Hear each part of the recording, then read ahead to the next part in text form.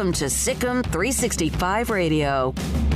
Yeah, I feel like I was able to raise my game once I was able to get back on the floor. I feel like I've improved in certain areas that you guys will just have to wait and see when the season starts.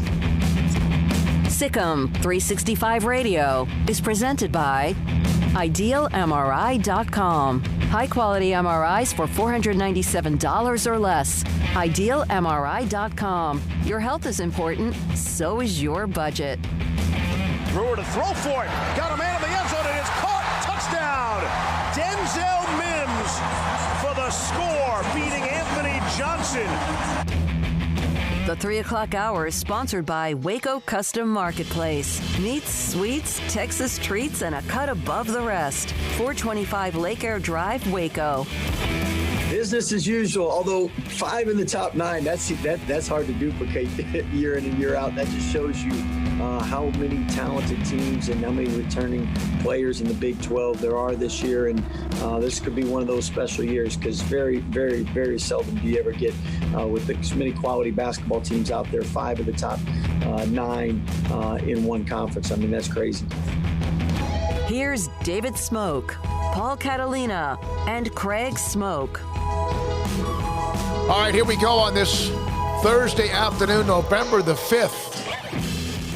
Big 12 replay system is still trying to review the poll, election results, the ballots. Just saw this pop up on my Twitter feed. Louisiana Tech's Conference USA game for Saturday at North Texas in Denton has been postponed due to COVID-19 cases, contact tracing within the Mean Green program. There are other games. The Pac-12, their first weekend coming up, their game. Paul, was it Washington and Cal? Is that correct? That game has been postponed. Of course, Louisville, Virginia is another one that late yesterday was popped that will not be playing. Baylor plays on Saturday at Ames, Iowa. I got a text from somebody that used to play at Baylor. I'm trying to get, as we get former players on the show tomorrow, KJ Morton, we've had plenty this week. He said one of the more difficult things about playing in Ames, Iowa is one, yes, they're very good. At times they've been struggled, but they're good. And right now with Matt Campbell, they're playing at a high level. It's the field. It's like you're playing on an oil slick at times. Not so much because it's slippery, it's just the way the field is set up, which is part of the atmosphere and home field advantage that I remember even some schools that used to water their turf, not the fake stuff, because that didn't help, but water regular grass at times in high school to slow down some team that was coming in that was just blazing fast. So that was something from a former player that told me, he goes, we won there, but it was hard because we just never, by the time you got used to it, sometimes you're down and you just never can get over the fact you're playing in a sloppier conditions. I don't know if that's the case or not, but that was kind of interesting to hear from a former player. Craig Smoke to my right, Paul Catalina. Today, Jack and Armstrong run the mothership. SicEm365 Radio. I'm David Smoke. All right, so we'll have Matt Stepp from Dave Campbell's Texas Football Magazine in about 25 minutes, just on high school football in general. You know, there's some places that haven't even played a game. None. Like Crawford and Valley Mills, that game was postponed last night. Canceled, I think maybe even canceled because the playoffs start next week. Their game at Valley Mills, Crawford had a flare-up. They're a very good contender in Class 2A Division I, and so their game with Valley Mills has been postponed. There's other games we'll get to. Pick them today at 5. Fantasy football with Jennifer Smoke at 3:45. We'll have Max Olson, Mickey Spagnola, Midway's Jeff Hume. They play Duncanville. Oh, boy, coming up tomorrow night at Panther Stadium. All right, so Craig, you wrote an article. Paul, you write one. I love them. They're both complete additions to this site, SicEm365.com, from when it was just 6 or 8 months ago. But it's, results in actions, not words. And you've been preaching that throughout the week. Yeah, I mean, it was something that I preached in Matt Rule's first year, and it's something that I'll preach here in Dave Aranda's first year. I hate that every time we start talking about this football team, just to be careful of people's feelings, we have to say, of course, there's COVID interruptions, and they've been through a lot. And okay, I understand that. Let's put that to the side. Just talking about football. I understand this is not a normal year. This team's not playing up to its potential in part because of all of the things that have occurred that is out of their control. Okay, now that that's been addressed, as far as the actual team itself goes, Larry Fedora can call a perfect game on Saturday, but if Charlie Brewer doesn't make the throws, it doesn't matter. Larry Fedora could call a perfect game on Saturday, but if the running backs don't hit the hole, or there are no holes to hit, as was often the case last Saturday, it doesn't really matter. Larry Fedora could call a perfect game, but if the receivers don't get open, it doesn't matter. And so everybody's talked about the coaching. Everybody's talked about all of the issues off the field as far as, the drama last week and all of that. That's all been cleared up now. That all seems in the past, and that's a good thing. But for this team to go win in Ames, Iowa on Saturday, it's not going to be some magical game plan. It's not going to be anything but them going out and just playing football. And I think people have kind of turned the way of the 1-11 year where it's like just negative, negative, negative. And there are a lot of positives. Squirrel Williams was a positive last week. A couple of other players were positives last week. But ultimately what turned that team was a buy-in 100% to what the process was and the players themselves going out and making plays. And so to win in Iowa this weekend, it's going to be on coaching, yes. It's going to be on various factors. But ultimately it's going to come down to the players on the field either executing like they did in the fourth quarter or executing the way they did in the first three quarters last Saturday. And depending on which way they go, that's the way the game will go. By the way, Ryan Miller, that's kind of what he said yesterday. Ryan Miller, the defensive lineman, has said, hey, listen, we have to go out and make the plays. And some other players have said that as well.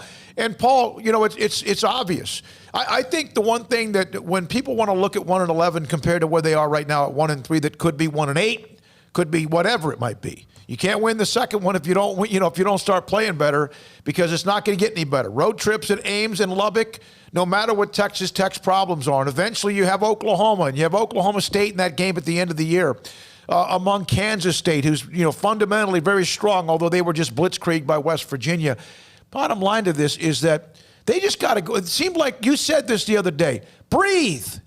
Go and play and breathe and just enjoy the game. I know it's hard to when you're down early. Well, then try to make a play or two like Craig said, but breathe and have fun. And the 1-11 team was awful across the board. But you know what they did?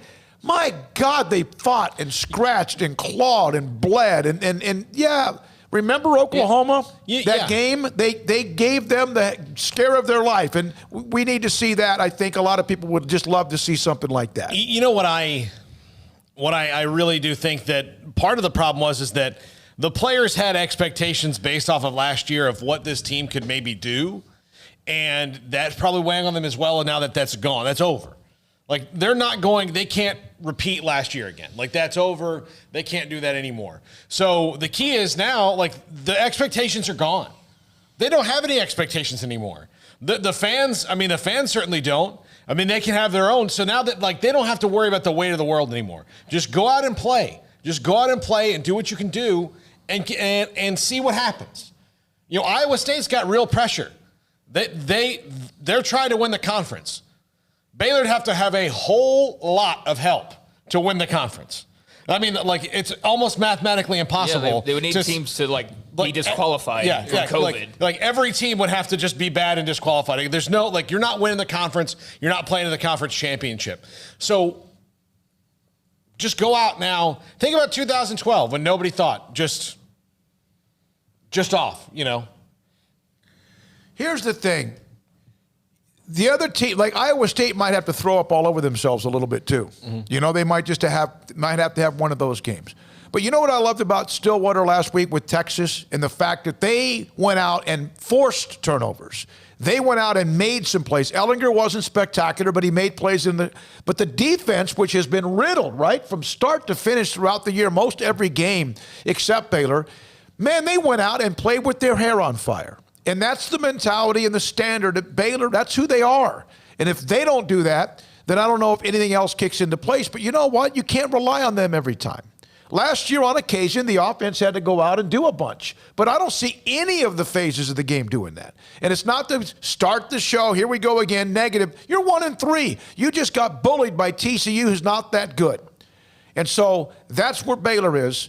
That's who they are. And Craig's story was, stop talking about it. Although we asked him these questions, he's not so much saying that to individuals. Just go play the game. My point is just that it all sounds good, but it doesn't look good. So it continues to sound good. there's a lot of players accountable. There's a coaching staff that's accountable, but that was fine after the first loss, and it was fine after the second loss, and then after the third loss. And it's like, okay, well, when you've picked up 3 losses and they're all in the same fashion of slow starts, poor offense, defense giving up big plays, special teams being, quite frankly, I mean, maybe a little bit above average, but pretty middle of the road. It's not game-changing for you since the Kansas game when Ebner ran back 2 kicks. It's been very 50-50 ever since then. Those things are going to get you beat, and this is not life or death or anything like that. This team is what it is. It's a first-year head coach, first-year staff, a lot of people getting to know each other under, unforeseen and not ideal circumstances, unideal circumstances. So it's going to be fine. Everything's going to be fine. But, as far as just saving face and wanting to see some bright spots in these last 5 games, I'm not expecting to win in Ames this weekend. But I do know one thing, that if they do want to win in Ames this weekend, which I imagine they do, or if they want to have a chance to win in Ames this weekend, then all the stuff they've talked about will actually need to be gone out and executed on the field. That's where I was coming from. I think that the fan base, and I think even maybe the coaching staff, and I know that those who cover Baylor just want to see a pulse. That's it. And not when it's 23-0. Be 0-4 for all I care. It's fine. I've been through 1-11. 1-11 was way worse than this. I don't care what anybody says, because anybody that's saying this is worse is complete recency bias. There's no way you could say this is less fun than 1-11 or whatever. So, just go out, have fun, and play. 254-339-1122. That's the text line, brought to you by Riverbend Liquor and Wine. The phone number available as well, 254-339-1122. Just a bottom line question. Do you just want to see a pulse? It's not that you don't think they care, although at times I saw that on Saturday where some were like, they just don't care. No, that's easier said than done. But you have to show a pulse.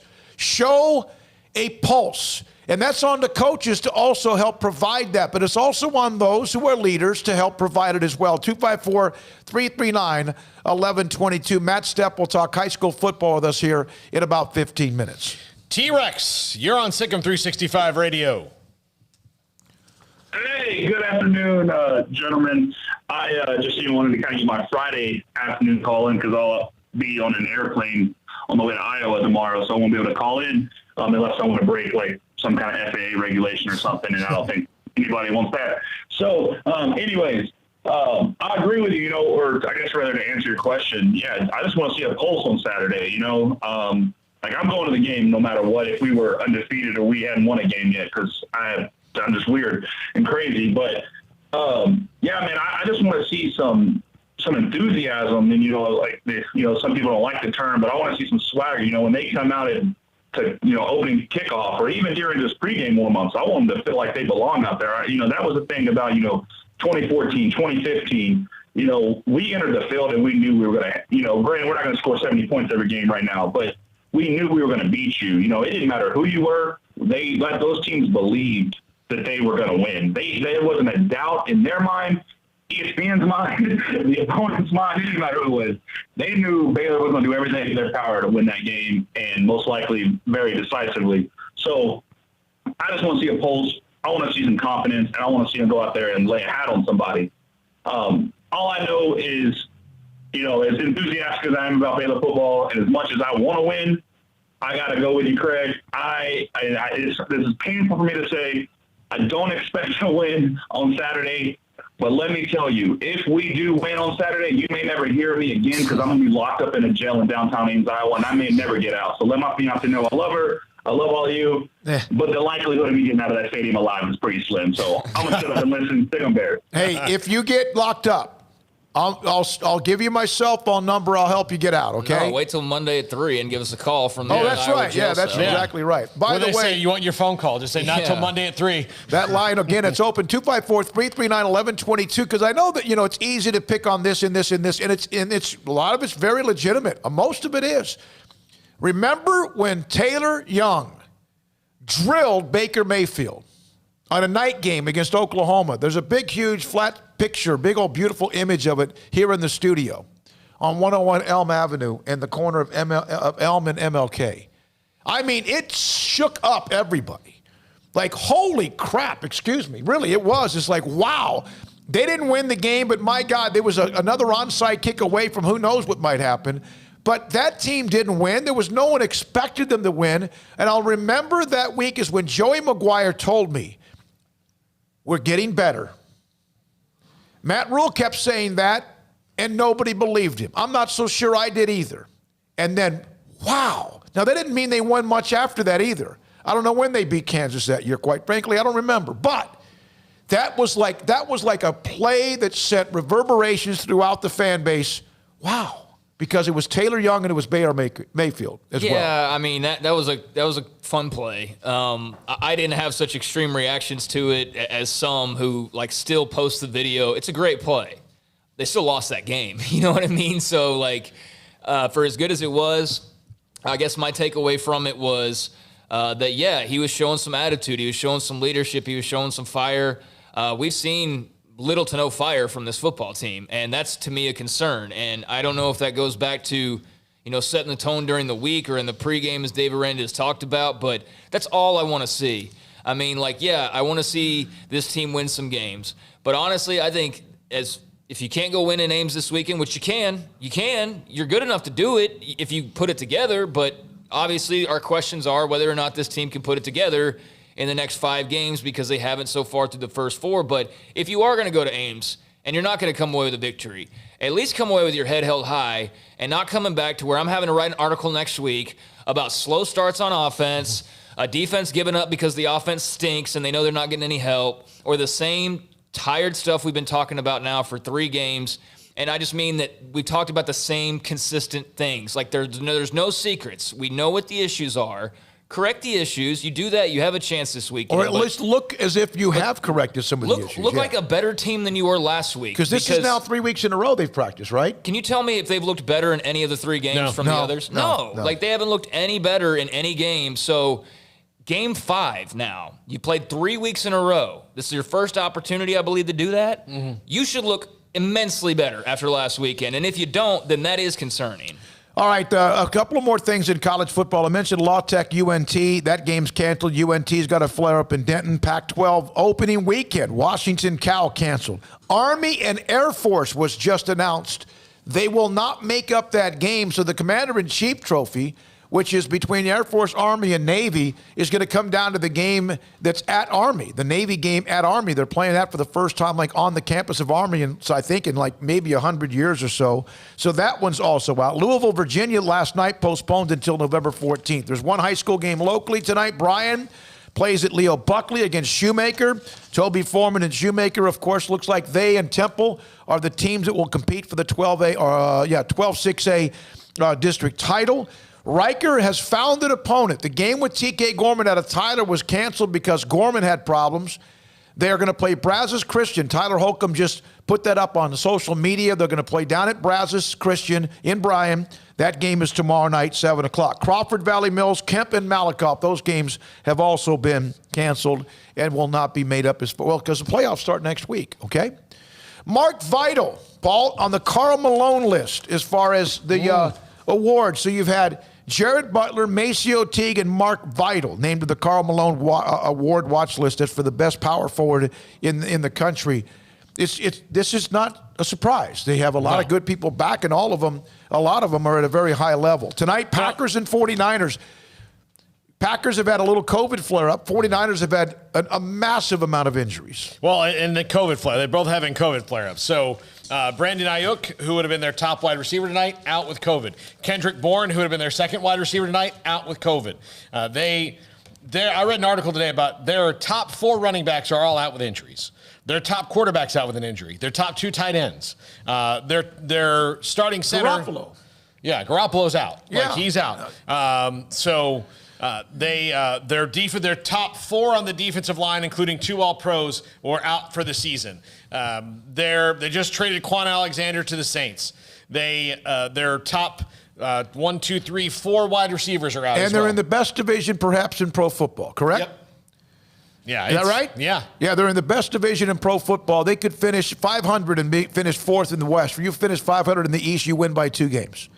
Seattle, Arizona, and L.A., the Rams, are all ahead of them in the scat. And I thought the 49ers maybe they could get through it, possibly, because they started out pretty well, but it looks like they're starting to run out of gas. You talk about a team with excuses, The Cowboys have some of theirs are very legitimate. The 49ers may have doubled down on that with what's going on with them. Baylor Volleyball tonight in Austin against number 1 ranked Texas, 3rd ranked Baylor, Final Four team a year ago. Remember at home, they finally snapped that long losing streak to UT. They're 1-12 against all-time number 1 ranked teams and beat Texas number 1 at home last year.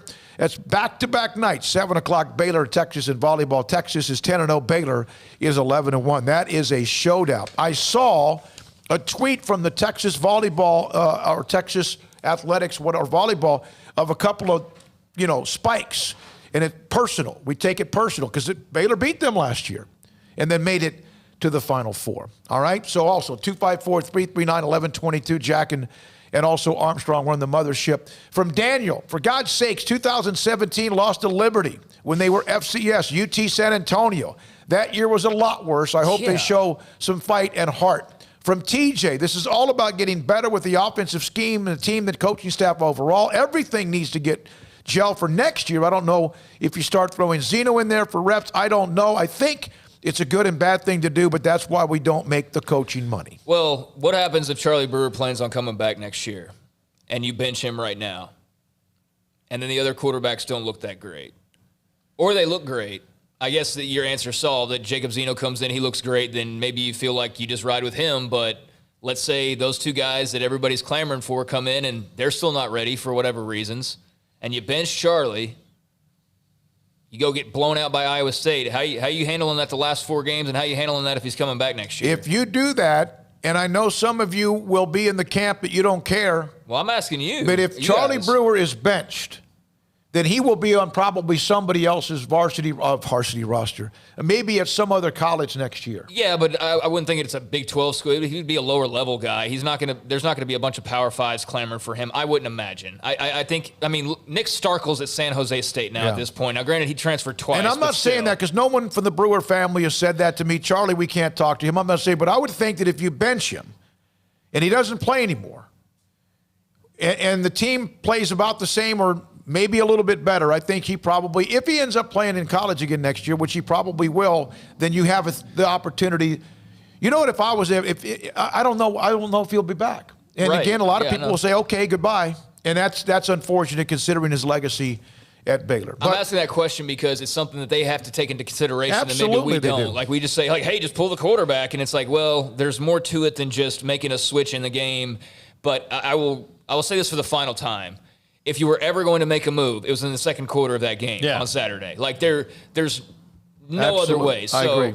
That's one of the things to take into account. There's a lot on their plate, but again, I'll just say, just play hard, look like you want to be there, have some fun, and I think everybody will be fine as long as you just perform up to the level that people expect. When we come back, Matt Stepp, Dave Campbell's Texas Football Magazine, Jennifer Smoke, fantasy football expert. She's on a roll at 3:45. Lord knows what we get from her in about 20 minutes or so. Armstrong, Jack, Paul Catalina, David Smoke, and Craig Smoke. And thanks to our incredible sponsors, studio sponsor, Petty Clinic Low T, our title sponsor, Ideal MRI. Got a note the other day from David Willis from the Willis Law Firm, a really nice note from him, and our friends at Edward Jones and everyone else in between. We appreciate you so much. This is SicEm365 Radio. Richard. Pickup Outfitters. If you have a pickup truck and you don't have a bed, that's fine. Maybe you don't want one, but if you all of a sudden have been thinking about putting a bed on your pickup truck to cover it up from the elements, the rain, the gravel, all that stuff up and down, the dust and whatever that is on 35 at times.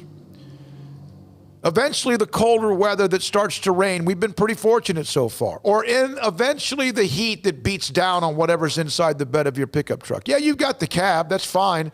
But if you're looking for more room to put things, more room to not let anyone else see what you have inside the bed, or just as I said, protect from the elements, Pickup Outfitters can help you with a variety of different type of bed covers, and they also can match the color of your truck if you're worried about maybe something that doesn't match. Retractable, hard folding, one-piece lids, hard and soft roll-up, bed covers, removable, as I mentioned, paint, and with everything that you get at Pickup Outfitters, Installation guarantee and free warranty assistance always available. If you get it and get it on and installed from Pickup Outfitters, again, you're going to get that lifetime installation guarantee. Pickup Outfitters with Jay Arrett, 225 Lake Air Driver, createacommotion.com.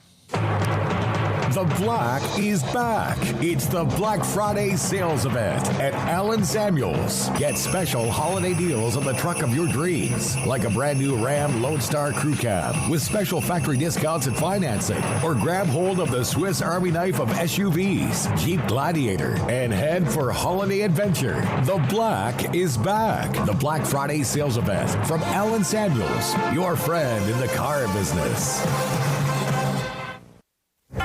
Boots add protection. Good boots help you climb better and move forward faster. And when your son or daughter steps into the boots of a U.S. Army officer, they also learn how to lead. In these boots, they'll gain more confidence with expert training in one of more than 150 occupational specialties. In these boots, they'll stand a little taller and lead a team with diverse backgrounds and areas of expertise to successfully accomplish whatever challenge comes next. In these boots, they'll earn respect with valuable experience from day one that will give them solid footing for success into the future. Highly qualified candidates who earn a spot on our team can receive comprehensive health care coverage, college tuition assistance, and a bonus of up to $40,000. See all the things your son or daughter can achieve in our boots at GoArmy.com. U.S. Army Waco Recruiting Company, 254-598-8131 or 254-776-1543.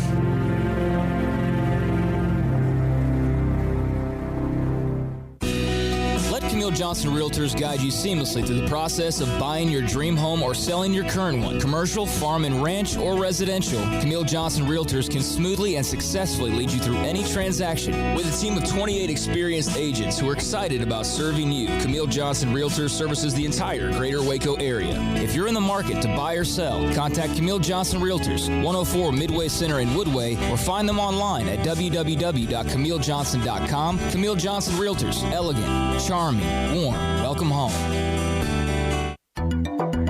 It takes time to reach goals. It's a truth that applies to more than sports. It goes for your financial goals as well. You work hard for your money, and you deserve an investment strategy that lines up with your game plan. And Tom Albers, your Edward Jones financial advisor, can help. If your financial investments aren't putting forth the effort you desire, stop by today for a financial review. Tom Albers, 4301 Lakeshore Drive, 254-776-7605. Edward Jones, member SIPC.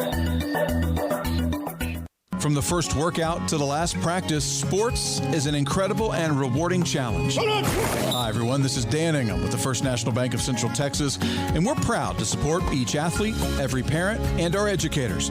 From families, small businesses, to the biggest industry, we're here to help. With remarkable products like mortgage lending, we've got banking ideas that fuel big dreams. The First National Bank of Central Texas. Familiar faces making local decisions. Member FDIC, Equal Housing Lender. Parenting is full of surprises. You never know what to expect. So after our son was born, I called my Texas Farm Bureau insurance agent to set up a life insurance policy in case something happened to me. Sawyer is now 2. And we'll soon have a sister. There's no one else I would trust with protecting my family. Stop by and see our agents at one of our 3 McLennan County locations. Coverage and discounts are subject to qualifications and policy terms and may vary by situation. This is SicEm365 Radio. Text us at 254-339-1122. The SicEm365 Radio text line is sponsored by Riverbend Liquor and Wine, with the most extensive variety of craft beer in Waco. A hidden gem on Lakeshore Drive and 19th Street. Here we are, the last week of the high school football season, 4A and below, and yet there's already teams that are in the second round of the playoffs. Now, I want you to think about that. This is the last week of 4A and below, and some teams built this week like 9 4A Division II. This is a buffer week. They never had to use it. And a lot of districts didn't have to use it. But there are now teams that are already into the second round of the playoffs because of COVID. I just saw the note. Matt Stepp had it. He retweeted a note that Refugio has already moved into the second round. Their game, Riviera, has been canceled, and so they're in the second round. They would have been most likely anyway, if not deeper and deeper and deeper. Matt Stepp joins us. Dave Campbell's Texas Football Magazine, TexasFootball.com. Young man, We kind of have shared on occasion some information, but how have you been able to keep up with all of this and stay sane? Staying sane is probably I'm not sure about that right now. It's been a pretty crazy season, but Twitter helps a lot, and a lot of coaches have helped me out a lot, just sending me stuff via text message and just kind of using a network of sources of fellow media members from across the state, such as yourself, passing along information on a local level has really helped out and kind of made it a team effort amongst all of us in the media. Matt, what worries me is we're going to get to a point where there's going to be a playoff game that's affected and how this all comes out in the back end. What are you hearing about how they'll handle it if there's some sort of COVID-related issue when we get to the postseason? I think at least in the early rounds of the playoffs, I think if you can't play, it'll be a forfeit, and the other team will advance to the next round of the playoffs. And we've already seen that in team tennis and with some schools that couldn't play. In their matches in the first round of the playoffs, and they just advanced. And I expect the same thing in football. We'll see what happens in the later rounds. There's been some talk of maybe after round 3, the UIL kind of sending a note to the school saying, hey, even if you lose, don't pick up equipment, be ready, that kind of thing. There's been no confirmation of that. That's just speculation. So, I think we'll see on that regard. And I think as you get later in the playoffs, I do think some schools which have been very quick to pull the trigger on cancellations may not be quite as quick to pull the trigger if they can do proper contact tracing and follow the protocols that have been set forth. We have discussed that, what you mentioned, the speculation about after round 3, whatever it is. But isn't there then a chance that if you do that, a team could lose 2 or 3 weeks in a row and keep playing? Yeah, and that would just kind of sum up 2020 in a lot of ways. It would be weird. But I think, the UIL, especially those later round playoff games, would like for those games to be played on the field. And, there'll be some weird circumstances, but we've had weird circumstances in the past. I remember when San Antonio MacArthur played Midland Lee in the state championship game, Cedric Benson's sophomore year. They were Katie got pulled off the bus on Friday and told they couldn't play because of an ineligible player, and MacArthur had basically 24 hours to get ready for that game. So nothing's been as weird as COVID-19, but we've had some weird playoff stuff in the past. Matt Stepp, Dave Campbell's Texas Football Magazine with us. So you follow him on his Twitter timeline at Matt_Stepp, STEPP817. How many teams or how many districts have, and I know the El Paso schools have been just hammered by this in a lot of different ways, but there are some districts, are there some districts that nobody's played and there's nobody that advances, or how is that going to work out? No, I think every district had some games played for sure. I think the El Paso, I think 1-6A has probably had the fewest games played overall amongst the teams in their district. So that's probably the one that's had the fewest amount of games. I guess there's one out in El Paso, but it's a 5-team district, 1-5A Division II. They actually will play the first district game tonight. El Paso Parkland will play Clint Horizon tonight in the first district game in that district. That's a 5-team district, and they sent me their revised schedule today. And barring nothing crazy, they should be able to get all, if not the vast majority, if not all of their district games played, pending county and local regulations. What were your thoughts about this zone that, in fact, District 11-6A, the one with Midway and Waco High in it, and with Duncanville, Cedar Hill, DeSoto, and others, the zone play, which it looks like they're going to be okay, that they're not going to have to just rely on just those 3 games. Weren't there times back in the day? I always thought there was some zones in the southeast Texas part of like the upper schools. That's happened before, right? Oh yeah, absolutely. It's happened in the not so distant past. I know Fort Worth ISD one year went to zones, and they had a 10-team district, and they decided to split it and do 2 5-team zones. I know Northside ISD in San Antonio has done zones in the past when they had their 10-team district. So it's not super uncommon to do it. It's a little more uncommon the way the districts are doing it, where they're doing their zone playoff in the middle of the year and then trying to play the rest of the district schedule. But I think it's a really smart thing to go ahead and try to do what you can to get your zone playoff played early, just in case something bad happens. If something bad happens, you've at least got a plan in place to where you think you get the best 4 teams into the postseason. Yeah, I would think that would be chaos if they had put it at the end, especially for the 6A schools when you're going to start trying to plan the stadiums you're going to play in the next week and all that. Yeah, and I think you just don't give yourself any wiggle room. There are some districts that are doing zones, especially in the Rio Grande Valley, where they are playing their zone playoff the very last week of the season. And it's just because they have no wiggle room because they started even later than what the most of the other schools in the state of Texas started. So, you just have your fingers crossed that those games get played and that they can get the best 4 teams into the playoffs. But if you have one cancellation, that kind of thing, it really throws things into a bit of chaos for sure. No doubt about it. The eventual possibility of when the state championship week occurs for 4A and down below, is there still a concern about the date and the site, or has that now been locked in?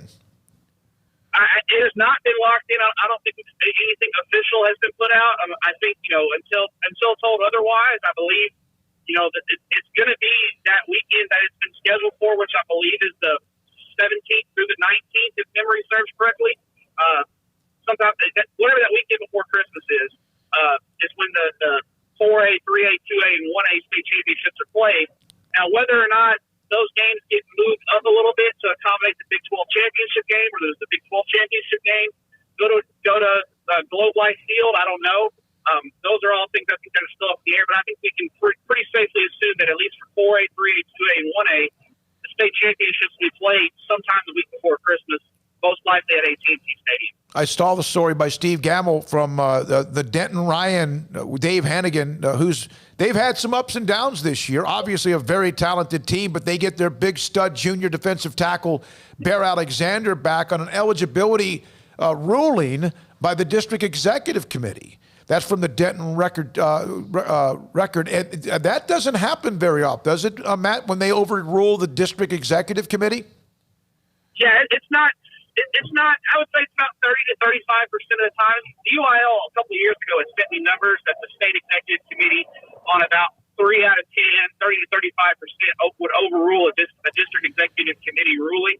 I didn't get a chance to watch the hearing today. I know Bear Alexander has he's had a rough time as a child. I won't get into all the details because he's a kid, but he's had a rough time as a kid and hasn't had the best circumstances. And I believe this is his 3rd high school in 3 years. So, you just hope that for the kid's sake, he can get some stability in his life and go on to be a productive adult, regardless of what happens on the football field. But I mean, as far as his ability on the field, it's well documented. I saw him as a freshman on the varsity against Temple. I mean, at Terrell, not against Temple. He played at Terrell as a freshman and was pretty much unblockable as a freshman and kind of got on the radar of a lot of people. And he's a big-time Division I recruit. And he's just going to make a great team even better for sure. I mean, Denton Ryan is the odds-on favorite in 5A Division I, and this doesn't hurt their chances by any means. You are headed to watch, I believe, Shoemaker and Bryan Ross Rogers, and Bryan had a huge win against Belton. Belton in their game, by the way, with Harker Heights has been canceled. But I like what Toby Foreman has done methodically at Shoemaker. You could see what he was building. He's had success before in the Southeast. Your thoughts about what you expect tonight? I think this is a big game. That this potentially, this could be for the playoff positioning, and kind of 2 teams that I think are right in the thick of the playoff race, kind of jockey position. And the winner of this game really gets themselves another buffer win as they try to, hopefully, for their, they're hoping to take down Temple for the district title. And I think, both these, I think Bryan may have already played Temple, but I know Shoemaker's got their eyes on potentially taking down Temple and winning that district title in 12-6A. As for Bryan, I think if they can get a win tonight, that really puts them in great position to get one of those 4 playoff spots. If they don't win tonight, I think they're still in decent shape because of the win over Belton, but I think a win over Shoemaker would be a real feather in their cap. Yeah, there's no question about it. Ellison's fading. They're struggling. Obviously, Coppers Cove is struggling. Coach Hammond in his first year as well. Those teams need to try to get back on track. Yeah, I got a random question for you, Matt. How many miles do you put on your vehicle each year?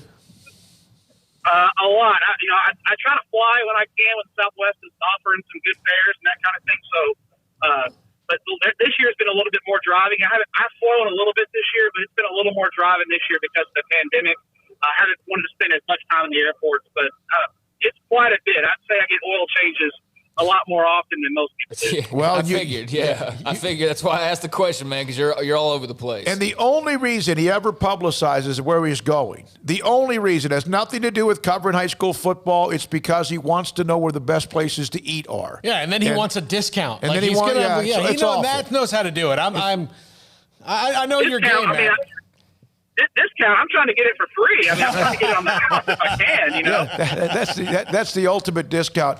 Hey, man, enjoy yourself. I know you've watched. Who is it? Is it almost? This is week 10. Actually, it's week 11. Do you think that we might this year, because of all the crazy? Do you feel like there might be a team that wins a state championship that you're like, what? Not some Cinderella team that gets hot that is better than we thought. But is there a chance that maybe that happens, or is it still going to be most of the Blue Bloods, Carthage or Argyle and teams like that, La Vega, although they got their quarterback and Rawls back this week and looked really good against Brownwood? Do you feel like there's going to be a team out of nowhere because of that or not? I think there's a better chance of it this year than in most years, absolutely. I think we'll see the majority of the Blue Bloods, but I think I think we could see some weird regional champions, like I think in 2A, Division II, Region 4. I think we could see a real out-of-the-blue kind of team no one expected to win the region. Their only problem is in the state semifinals, they got to play Martin, and that's just not going to go well.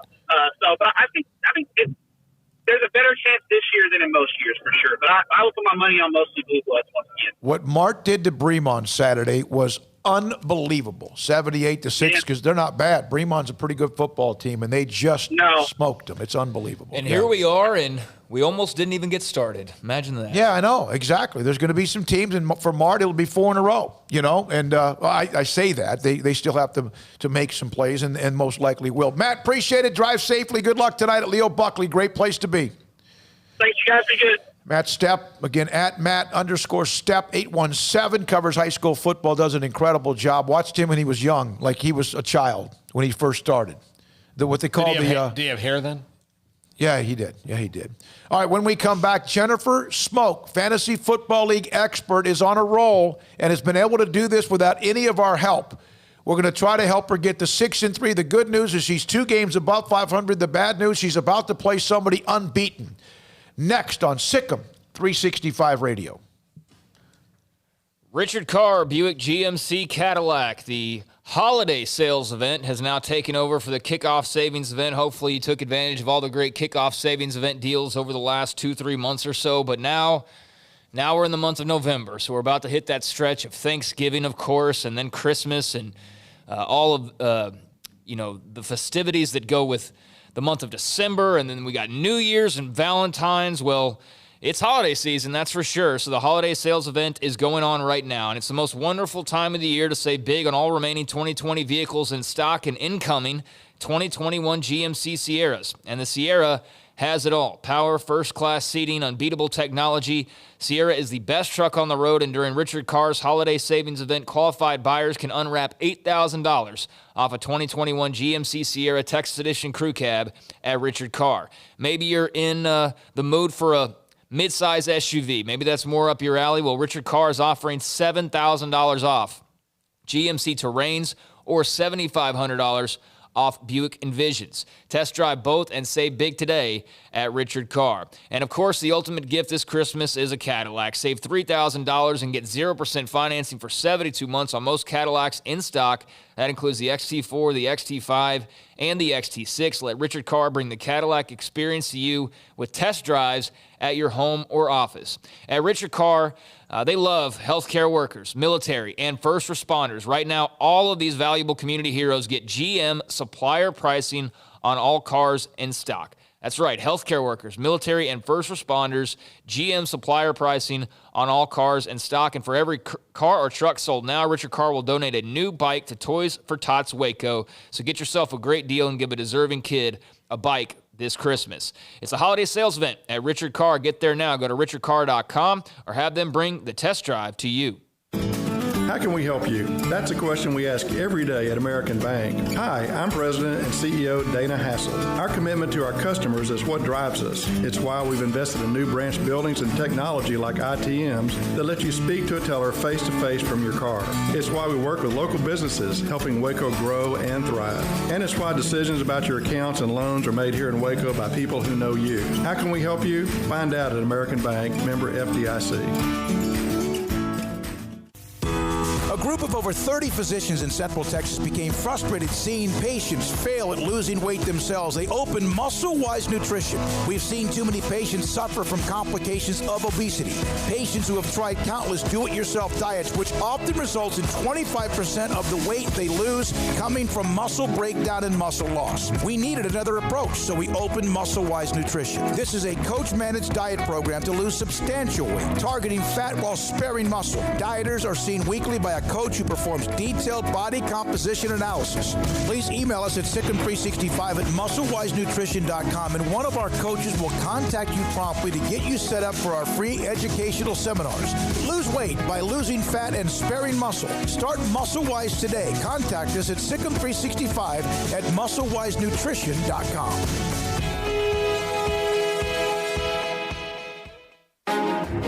Texas board-certified personal injury trial lawyer and Baylor alum David Willis and Baylor alum Parker Willis are ready to help if you or a loved one has been wrongfully injured in an auto accident, SUV rollover, industrial accident, 18-wheeler crash, or were seriously injured by a defective product or recalled drug.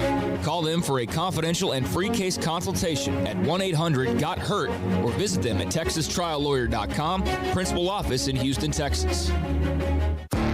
Bird Culchin Ford has been in Waco since 1936. Ford, the #1 selling truck in Texas, 43 years running. And Bird Culchin Ford proudly supports high school football in Central Texas. And no better way to tailgate with a Ford than from Bird Culchin Ford. And are there better vehicles to tailgate with than the Ford F-150 or the Ford Expedition? And of course, you can get them new, pre-owned Bird Culchin Ford. Our sponsor of the Ford Tough Player of the Week, locally owned dealership. Online at bkford.com at 1701 West Loop 340 in Waco. Bird Culchin Ford. Southwest Sports Medicine and Orthopedics, the team physicians for Baylor Athletics, specializing in diagnosis and treatment of any and all sport-related injuries, celebrating over a decade of service to Central Texas.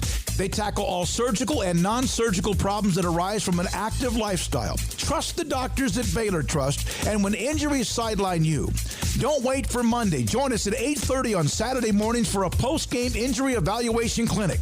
Southwest Sports Medicine and Orthopedics. We get you back in the game. Welcome back to SicEm365 Radio. The SicEm365 Radio Live Guest VIP Hotline is sponsored by Stonewood Dental. We are all in this together. Jennifer Smoke will join us in a moment. ESPN today announcing that they've cut 500 jobs as COVID-19 goes and erodes their revenues. But there's also something that ESPN has been dealing with for now many years, and that's the attrition of viewers as far as the cord cutting and all the things that go with it, including 300 layoffs. It's been a tough run, and it get worse. And Ivan Maisel, one of the biggest names and writers for ESPN out there today, 18 years ago today, on November 5th, 2002, he was hired by ESPN. He used to be at Sports Illustrated. He was a tremendous writer, and that he will no longer be a part of ESPN after his contract expires on January 31st. We've all known people at various locations, Texas-wise, that were part of ESPN, and they just basically couldn't work for a year or two, but they were laid off. So good luck to everybody along the way. We're now joined by Jennifer. Go ahead. No, I was just going to say that's tough. It's not surprising the cord cutting aspect of that certainly plays into it. I think their politics and their presentation has also played into that quite a deal. I'll tell you right now, I will only watch games. That's all I care about on ESPN. I will not watch any of the other stuff. We're now joined by Jennifer Smoke, who is on a hot streak with her fantasy team, thank God, because it was nearly in the ditch and tires were missing, axles were broken, and now because of her pickups, including Justin Herbert of the Chargers, she is on a hot streak. Jennifer, do you sleep better at night knowing that your team is not every other week 500, under 500, whatever? Yes. I'm sleeping good after another good win this week. Well, Jennifer, looking at your team and your matchups this week, now I know I'm looking at what ESPN projects because you're playing Show Me the Murray, and that's the 8-0 team. They're a juggernaut. I mean, they're loaded. But you have some really good matchups this week. Herbert plays a bad defense. Jacobs plays a bad defense. Robinson plays a bad defense. Fuller plays a bad defense. Claypool plays the worst defense. Henry plays a bad defense. Jefferson plays against the Lions. The Colts and Baltimore should be a defensive struggle. And Justin Tucker's the best kicker in the league. I really have no recommendations for you this week. I think this is the best lineup that you could be throwing out there against the best team in your league. Are you like one of those high school coaches that's naming every player on his team right now? And there's only 8, Smokey. I mean, golly, you're so impatient. It's ridiculous. No, yeah, I thankfully because right this week I have obviously Galladay got hurt, so that hurt me. Which he went down with the hip injury in the second quarter, and I don't expect him to play this week. And even if he did, I know there were some issues with him and the Lions in the front office regarding his contract. So I don't know if this injury is going to help him that much in that regard, but. Also, Matthew Stafford has been put on COVID-19, on the COVID-19 list. He doesn't actually have it, but he apparently came in close contact with someone. So because of that, even if Galladay did end up playing this week, I'm probably going to keep him on my bench. So this will be the first week I'm starting Claypool, which, like you said, he's playing, the match up with the Cowboys, and they have a bad pass defense. I do worry about the Steelers getting ahead, but also, I feel like Claypool has a good chance, so I'm going with him this week. And then also, I'll play Justin Jefferson again this week. Like you said, he has a favorable matchup against the Lions. But I have some new people in this week just because Cup's on bye and with Galladay being hurt. So we'll see how it plays out for me. Craig Smoke?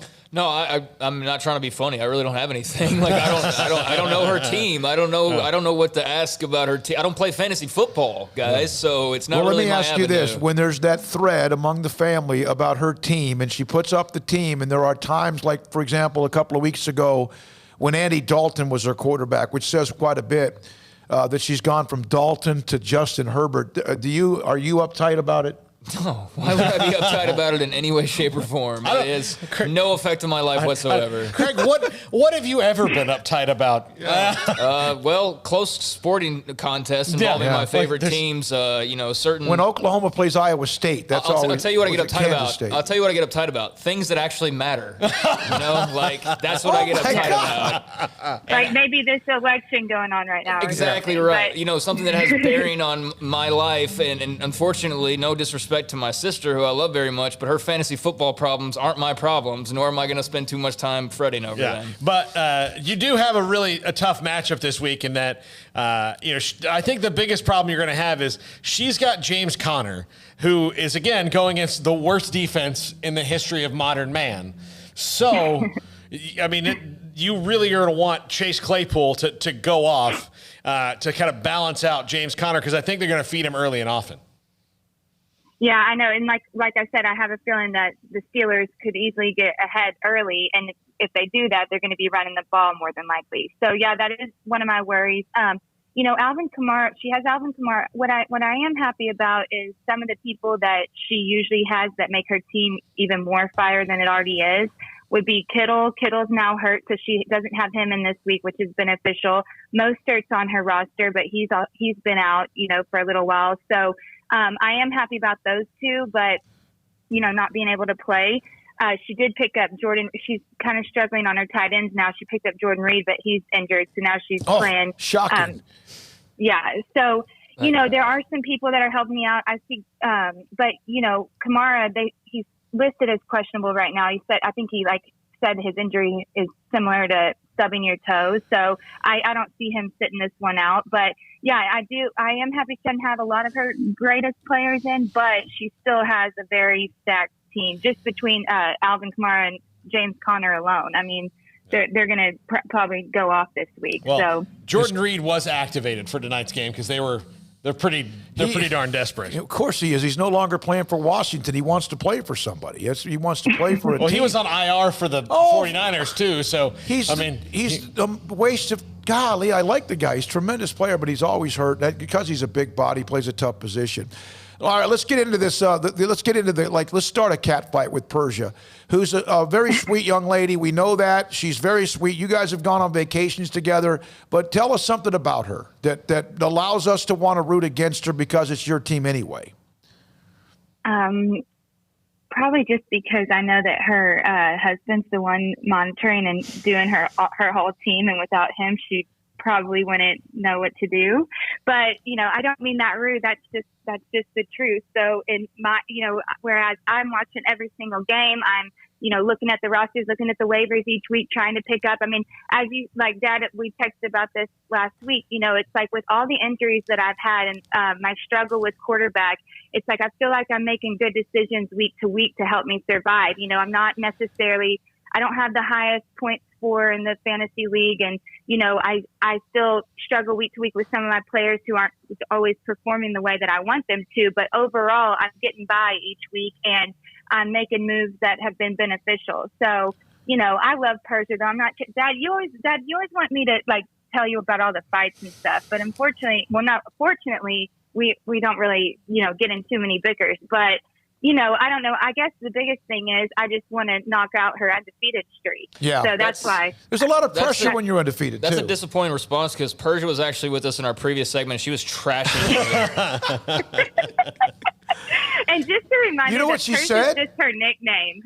No, don't tell me she has a regular name. That's the name that we know her by.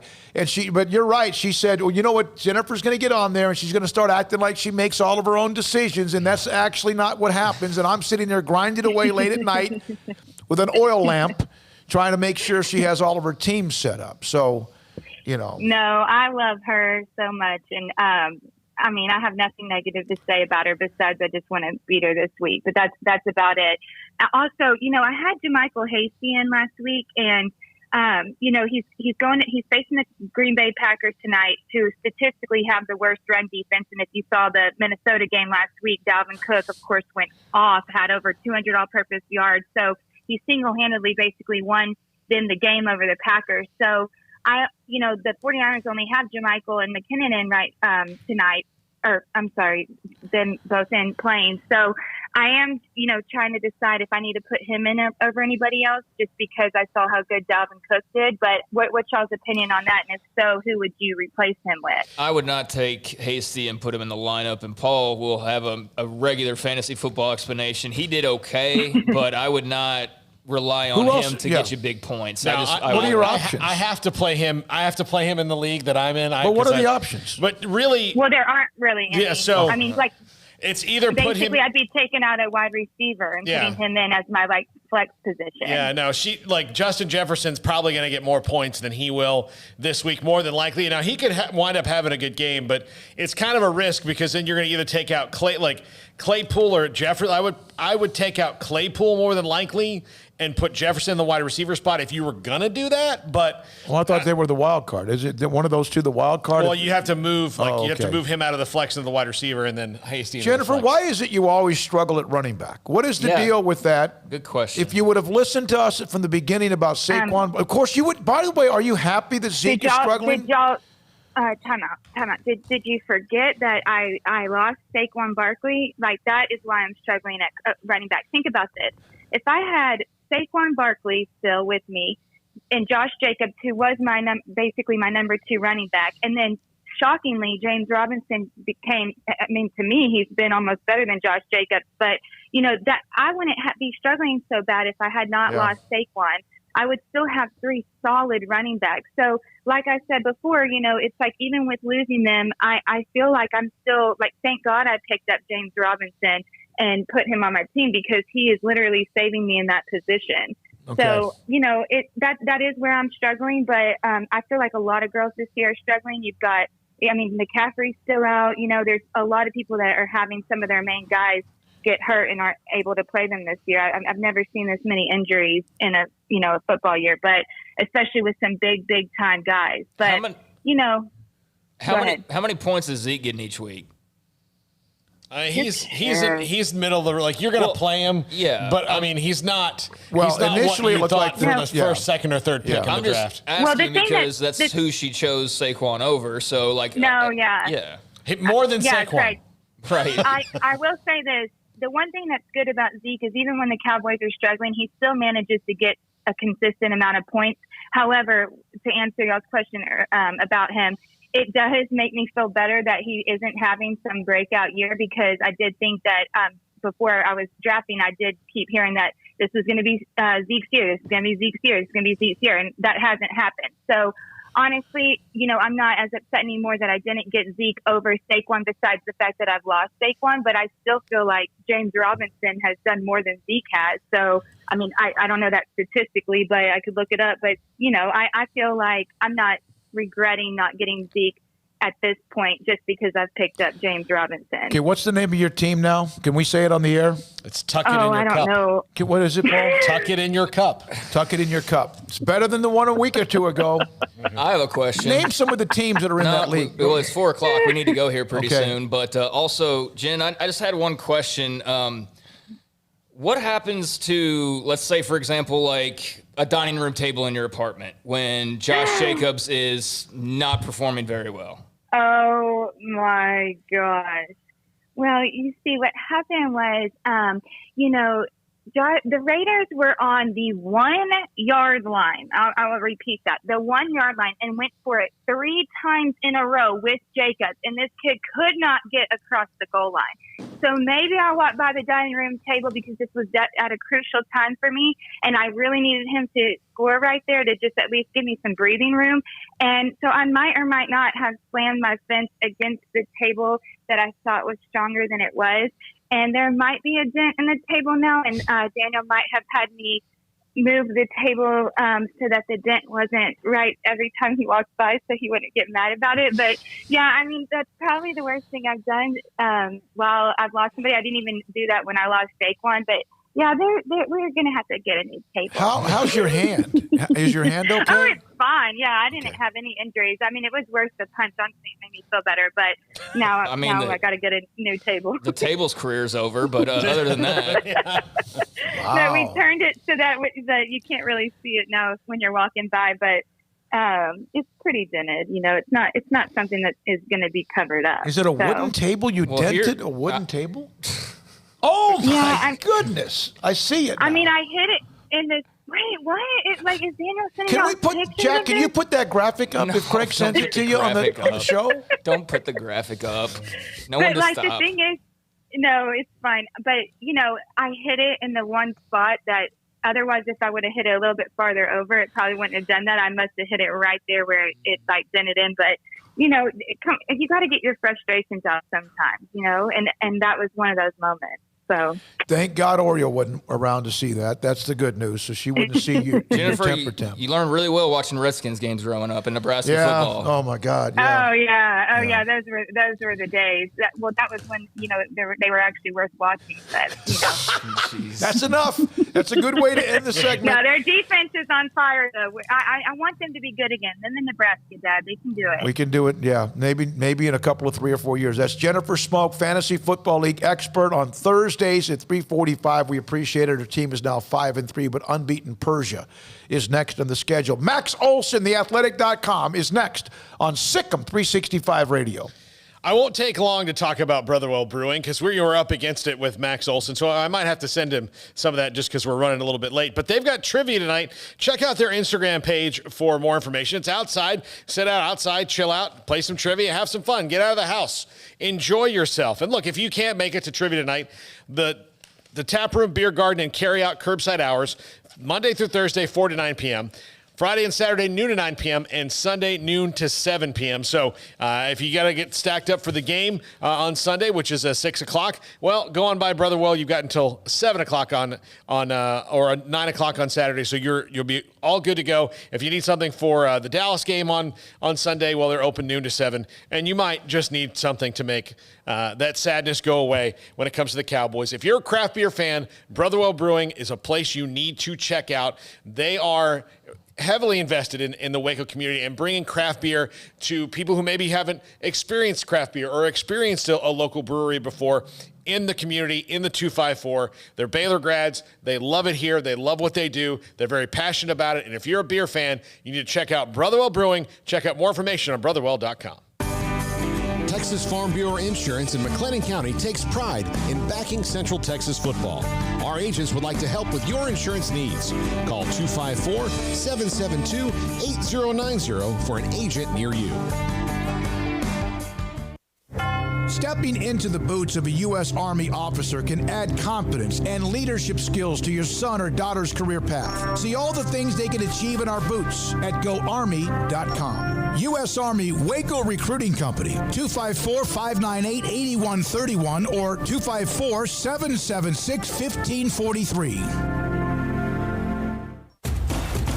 Hey, this is Bryce Petty, former starting quarterback and two-time Big 12 champion, and I know firsthand the importance of being in top shape both on and off the field. So listen up, men. If you're feeling beat down day in and day out and looking for that high-performance edge that separates the men from the boys, then look no further than the Petty Clinic Low T in Waco. Petty Clinic is a comprehensive men's healthcare clinic with an atmosphere catering to men. Board-certified Dr. Kent Petty has a special interest in offering the highest quality medical care to men of all ages. Some of the services offered include screening and treatment for low testosterone or thyroid, infertility, high blood pressure, diabetes, high cholesterol, sleep apnea, while offering comprehensive wellness exams and complete men's health lab panels. High performance men, remember, it's not just a Petty thing. This is Bryce Petty, encouraging you to reach out and Google search Petty Clinic Low T or go to pettycliniclowt.com and get your complimentary lab screening today.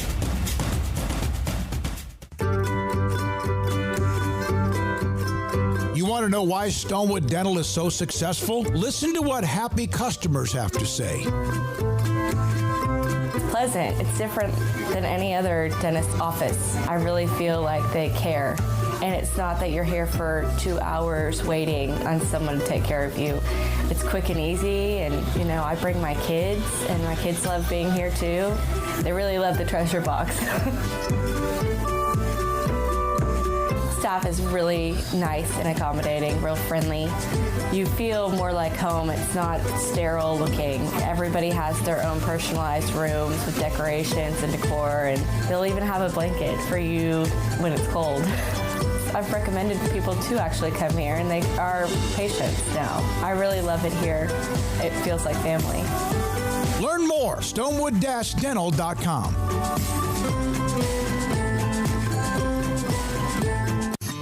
With more than 160,000 alumni worldwide and counting, the Baylor family is growing. And through the university's expanded Baylor alumni program, the family is growing closer. With hundreds of local volunteers planning events in cities and towns around the country, you can gather with fellow Bears no matter where you are. So, get connected, get something started, get involved, and make plans to get together with Baylor alumni. Visit us at baylor.edu/alumni. At Ideal MRI, we feel blessed to be part of the Waco community. We're a small family business here in Central Texas. At times like this, the cost of healthcare has never been more important. And unfortunately, significant illnesses and injuries still occur. And that's why Ideal MRI is open and here to serve you through this difficult time. So if you need an MRI, ask your doctor about Ideal MRI. You can schedule online in minutes at idealmri.com or call 833-IDEAL-MRI.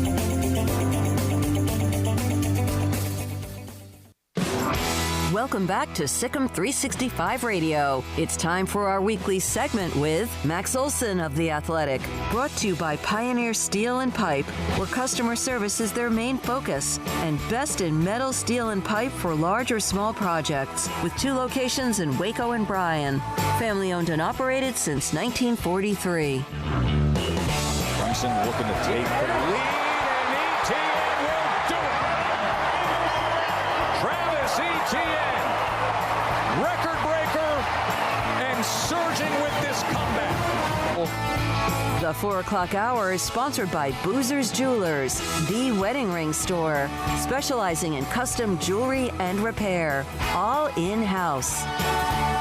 Now here's David Smoke, Paul Catalina, and Craig Smoke. You know, that Wisconsin-Purdue game gone. Washington-Cal canceled. La Tech and UNT has been postponed. Army and Air Force also will not be renewed. That game is out. Max Olson, theathletic.com, and, of course, there are others as well. And, Max, if you look at the Big Ten and the Pac-12, they waited, and they felt like they had their reasons, although I didn't believe any of them, or I didn't understand most of them. And now they're left without any buffer zone. How many of these teams may not play more than 2 or 3 games, in your opinion? Yeah, it's a good question. I think in the case of a school like Wisconsin that's run into this big hurdle right away, I would have to think there's still a lot of motivation on the part of their players, coaches, admin, fans to, still go through the season, even if, they lose one more game and are suddenly not eligible for the Big Ten title game. But I think maybe the broader, like the bigger picture part of this, Smokey, is you look at it now. I don't think you can look, point to any one conference and say, they figured it out more than anybody else. This is just the reality, and this is everyone's trying to come up with the best protocols and standards they can with the information they have. The Pac-12 and Big Ten thought that they would benefit by implementing more daily testing, and I'm sure by trying to learn from any mistakes that the other leagues made, but they're going through it, and they're going through it right away. And so there's not some magical way to do this. And unfortunately, that's the case now. I noticed today, I think we've crossed 250 FBS games played. I think there's definitely way more than some people thought we'd ever get. And at some point, you got to stop and say, wow, we've made it further than I think we probably thought we would. But there's still going to be these hurdles the rest of the way. Max, do you think the Big Ten, though, is regretting that 21-day window? Yeah, it's a great question, and we're working on a story about that right now in The Athletic that'll come out tomorrow. I think that, when you talk to folks in other leagues, they say it's never taken us up to 21 days. That in some cases, like I think Clemson will probably, as long as Trevor Lawrence's symptoms are mild, I think Clemson will get Trevor Lawrence back in basically a total of 14 days. And so, I think the Big Ten set that standard of 21 in order to, implement some of the cardiac testing for players that come back from positive tests. Well, now we're starting to kind of get a better sense that, for players who are asymptomatic or have mild symptoms, you may not need to go through the cardiac testing. And so from that standpoint, like there's going to be some players that have more severe cases and 21 days is warranted. But I think in a lot of cases, and I think we're probably already seeing this with Graham Mertz and some folks at Wisconsin, there's probably going to be some cases where 21 days feels excessive. Max, who out of the Pac-12 were you looking at as a potential candidate? I mean, obviously things are going to be bizarre with how it all unfolds, but Oregon losing Justin Herbert obviously doesn't, help them being as good as they were potentially. But, I mean, who were you kind of eyeing with interest in the Pac-12? Yeah, it's an interesting kind of race, and obviously it's hard, I think, for any of us to have real good context at this point of how is the committee even going to look at, the Pac-12 champ, if it's a 2-loss champ or a 1-loss champ. Do you put them in over, a 1 or 2 loss champ in another league because of just playing fewer games? I think right now the front runners would still be Oregon, even though they've lost Penei Sewell and they've lost Justin Herbert and have kind of an open competition there at quarterback. I think with where Mario Cristobal has got them going, I think it's still going to be a pretty competitive team. And then USC is kind of that team that has, they have the talent, they have the quarterback, and they certainly also have a lot of hot seat pressure on Clay Helton still. So I think they're a pretty interesting team in terms of, can they kind of take that big step and, play to the competitive level that you would expect from USC with all the talent they ought to have out there. I think Washington probably a little bit of a setback under their new coach, Jimmy Lake, and they got a setback today with losing their game against Cal. But yeah, I think those are probably the top two. And then you wonder how much Utah has to reload after some of the NFL guys that they've lost. So Texas goes into Stillwater. Oklahoma State had kind of, even some fans had kind of thought they were just set up to go straight to the Big 12 championship game. We've seen Texas do this before when they're on the ropes and pretty much done, and there's still work to be done. And sometimes it's even been in Stillwater, especially when Mac Brown was there. I know they were good teams, but they have dug holes there and come from behind. They just hung around. For a team like Oklahoma State with Gundy, Texas deserves and earned what they got. But boy, did Oklahoma State self-implode in many ways. You know, it's absolutely wild to me that Texas gets a 4-0 turnover advantage. They return a kick for a touchdown, and that game still goes to overtime. They could have lost it. Like, that just tells you where Texas is this year. Yeah. They clearly get some sick pleasure out of going to overtime and putting their fan base through hell. And that's just where they're at. I mean, even with Sam Ehlinger and with an incredible performance from Joseph Osai, it's still a team that kind of plays down to a level and kind of hangs around and has a chance to win games and has a chance to lose games in the fourth. And so at this point, I kind of think that's what they are. And in playing West Virginia this week, that's probably what you should expect again. I mean, it's just wild to me. And certainly you're right about Oklahoma State that, you know, the one kind of knock on them last year when Spencer Sanders was healthy was, you know, in their three losses that he started, he turned it over 10 times. And so that it wasn't all his fault last week, but you know, that's kind of the one flaw that showed up on Saturday, and Texas, with their back against the wall, found a way to get it done. Max, do you think Texas fans are if Tom Herman wins, they're just not going to be mad at him for a week and just wait to be mad at him again right now? Or does he buoy himself with every win?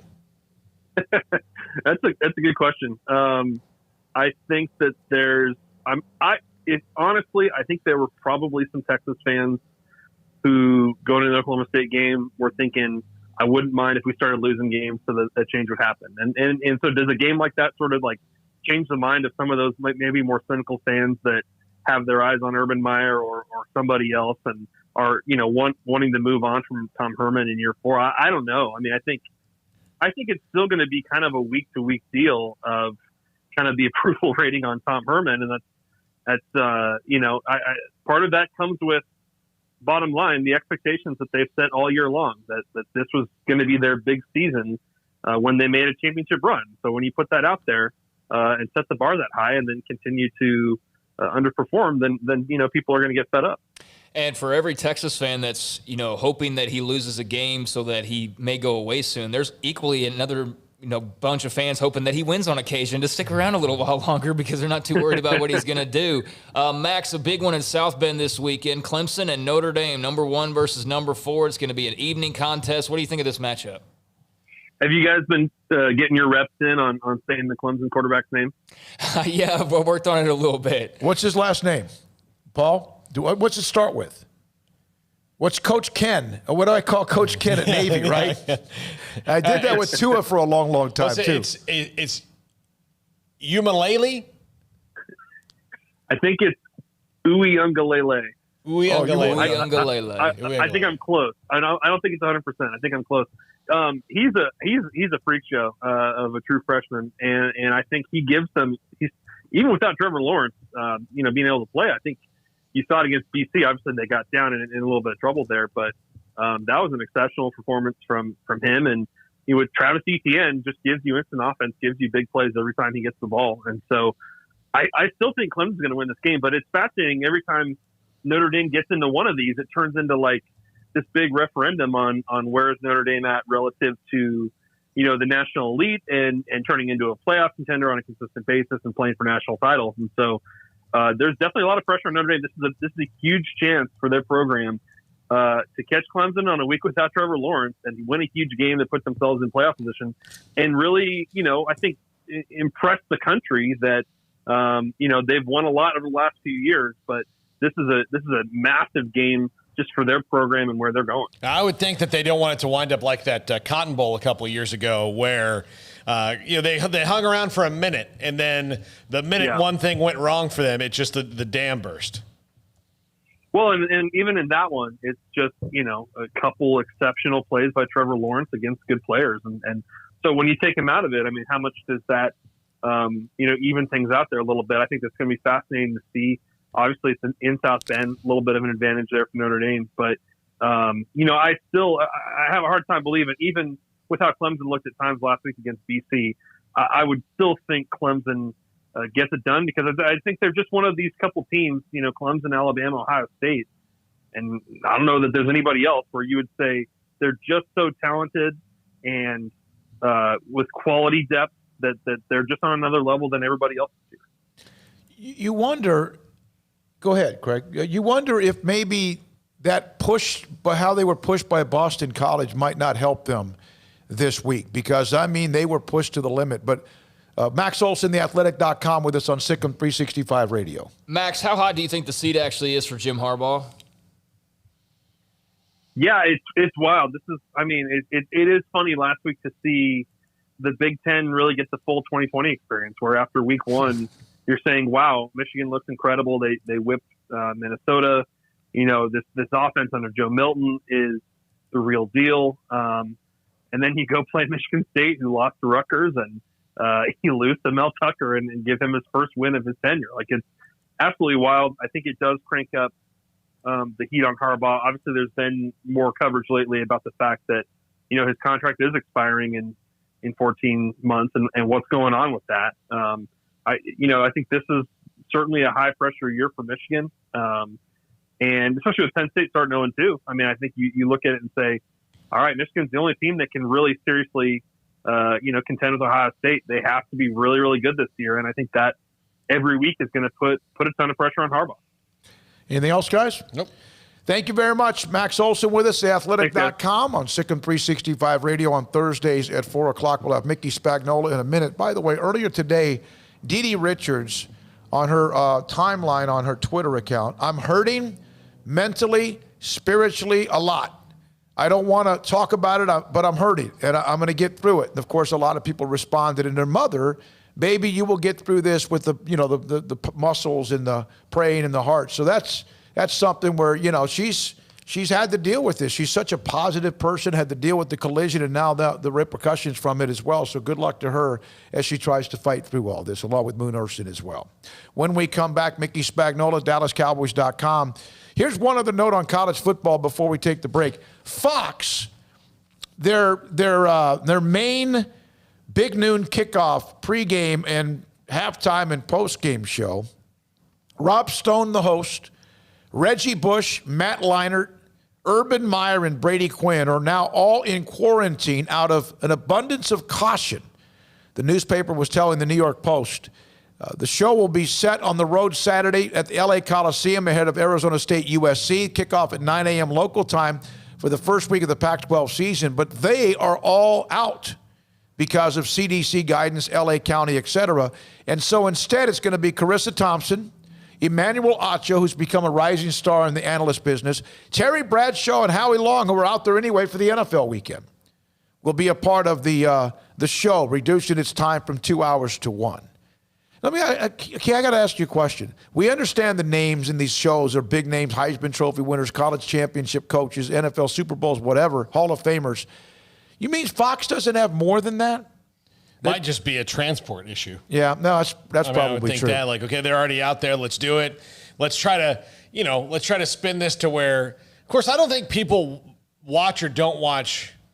I mean, College Game Day is the one that people will watch because it's the long thing. But I don't think people watch or don't watch the Fox pregame because of who they have on it. I mean, they do a fine job. I'm not saying that. It's just I don't think that's one. What? Reggie Bush is a Heisman Trophy winner. Matt Leinart is a Heisman Trophy winner. Mm-hmm. Urban Meyer has won multiple national championships. And Emmanuel Acho's become, especially recently in the last year, has a guy that's kind of moved up the charts. Now, it's not Lee Corso and even Herb Street, but I mean, I watch both. It kind of depends on what channel it ends up on and what they're talking about. I don't really have a preference. I mean, I guess if I had to pick one, I would pick Game Day, but that's just tradition. That's the brand. Yep. That's hard to beat. I can only stomach so much Urban Meyer on occasion as well. But, he is an interesting guy to listen to from a football standpoint. But, yeah, I mean, that's cool. I probably won't be watching this weekend that 1 hour episode. But still, they had to do something, so I guess that's what they ended up with. By the way, the game that Tulsa had a game that was canceled as well. And they have now had Toledo canceled, Oklahoma State postponed, they lost by 9, Northwestern Louisiana canceled, Arkansas State canceled, beat UCF, Cincinnati postponed, Southern Florida they won, East Carolina they won, and now Navy postponed. They got a pretty good football team, and they're not playing enough games with Coach Philip Montgomery, who joined us about a month ago. I bet you they're probably not sweating that Cincinnati one. No, they're pretty darn good. When we come back, Mickey Spagnola, DallasCowboys.com. What chances do they have, if any? How do they beat the Steelers, who are a machine right now, and some of the moving parts as well at quarterback? This is SicEm365 Radio. Pioneer still in pipe. Man, have they been in business a long, long time. Braden Embry, Jeff Harriman, Doug Dancer, among many others. Metal building sales, it's Mark and Donald, Adam. I say a lot about what they have, but I don't mention the names quite a bit. General Sales, Chester, Jamie, Corey, Roel, and also Charles. And then many more. Many more, Randy, Mike, Charlie, Samantha, so many that are involved in that business. 77 years strong, metal building. You want to design one, you want to have one designed, and you want it built, Pioneer Steel and Pipe can help you with that. Locations in Waco and Bryan.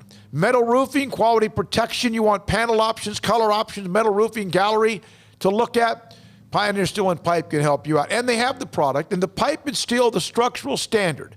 Structural pipe. Structural steel, purlin, tubing, beams, weld plates, heavy-duty stuff, H-braces, fence posts, culverts, gate sheet, and expanded metal. Been in business for 77 years, Pioneer Steel and Pipe. You can go online to look at what they have at pioneerboys.com, and you can also go by their locations both in Waco and Bryan as well. Metal buildings, metal roofing, pipe and steel, nobody has done it better for nearly 80 years, and they continue to do it really well. In Waco and Bryan, open Saturdays 8 until noon, Pioneer Steel and Pipe, pioneerboys.com. Car has the trucks, man, they have the one for you. Crew cab, short or long bed, silver, black or blue. Texas size selection, great prices too. Richard Carr, he has the truck for you.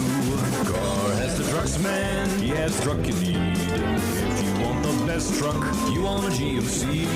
Texas size selection, great prices too. Richard Carr, they have the truck for you.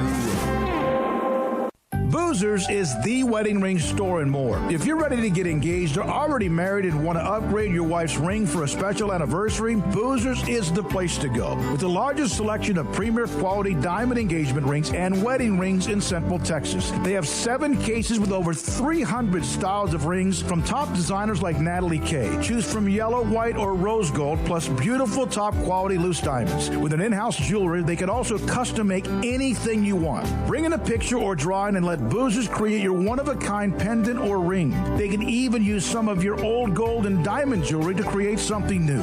At Boozers, you'll find a great selection of quality timepieces, and Boozers is the place for expert watch maintenance and repairs, too. They specialize in expert Rolex watch repair for fine jewelry, watches, custom work, and more. Go to Boozers on Valley Mills and Lake Air Drive in Waco. Boozers, the wedding ring store. With so many companies and policies out there, it gets so confusing shopping for insurance, and I never know if I'm getting the policy that's right for me. Luckily, I met the team at the Nitchie Group Insurance Agency. With the Nitchie Group, you can go to one company and get access to coverage options from many insurance carriers, and you get to speak to a real person about your specific coverage needs. With the Nitchie Group, I know I'm getting the right coverage at the right price. If you need insurance, talk to the experts at the Nitchie Group at 1-800-258-8302. It's the heat of the summer, but the real heat is what you're cooking on the grill, smoker, or in the oven. So Waco Custom Marketplace can be your go-to playmaker for summertime grilling. You can't go eat anywhere else?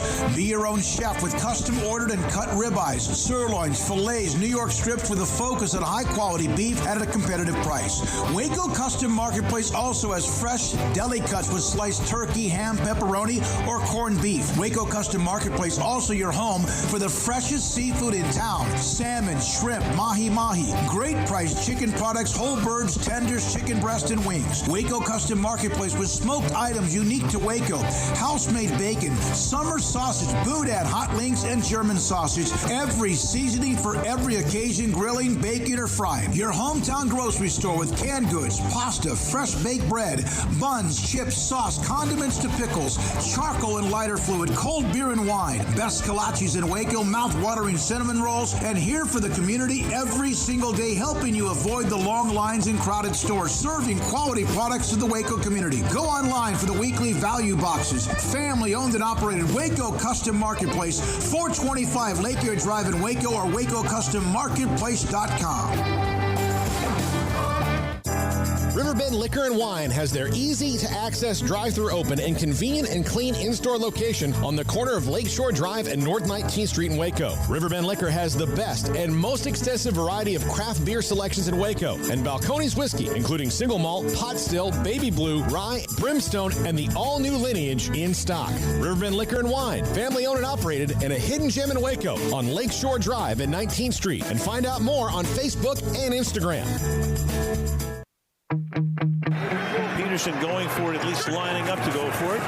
As you can see, he's done a ton of times through the years, and Wentz is going to get sacked and the ball is going to come out. And that's Van Der Esch. Welcome back to SicEm365 Radio. It's time for our weekly segment with Mickey Spagnola of DallasCowboys.com. Brought to you by the First National Bank of Central Texas, with 5 locations to serve you. Saw this note, CBS Sports headquarters. Dak Prescott has been out. How many weeks now? 3 or 4, whatever. Yeah. Dak Prescott put up so many yards passing before the injury that he still has more yards passing this season than Kyler Murray, Derek Carr, Ryan Tannehill, Ben Roethlisberger, Lamar Jackson, Daniel Jones, and Kirk Cousins. And they have been playing throughout. That's how many yards passing Dak had put up before he was injured. We're now joined by Mickey Spagnola, DallasCowboys.com. Mickey, does it matter who starts a quarterback? And in your opinion, which one at least gives him a better chance to have a chance? Yeah, David, you may have to flip a coin on that one since neither one of them has started a game in the National Football League. And, you know, when it comes to career snaps of the 3 quarterbacks, DiNucci has the most career snaps in the league than either of the other 2.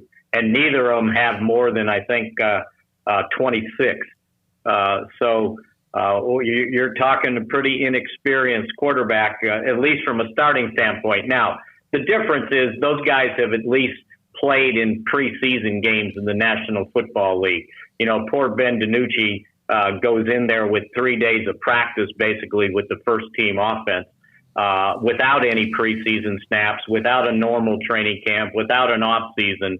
So he was a little bit in over his head. But you know what?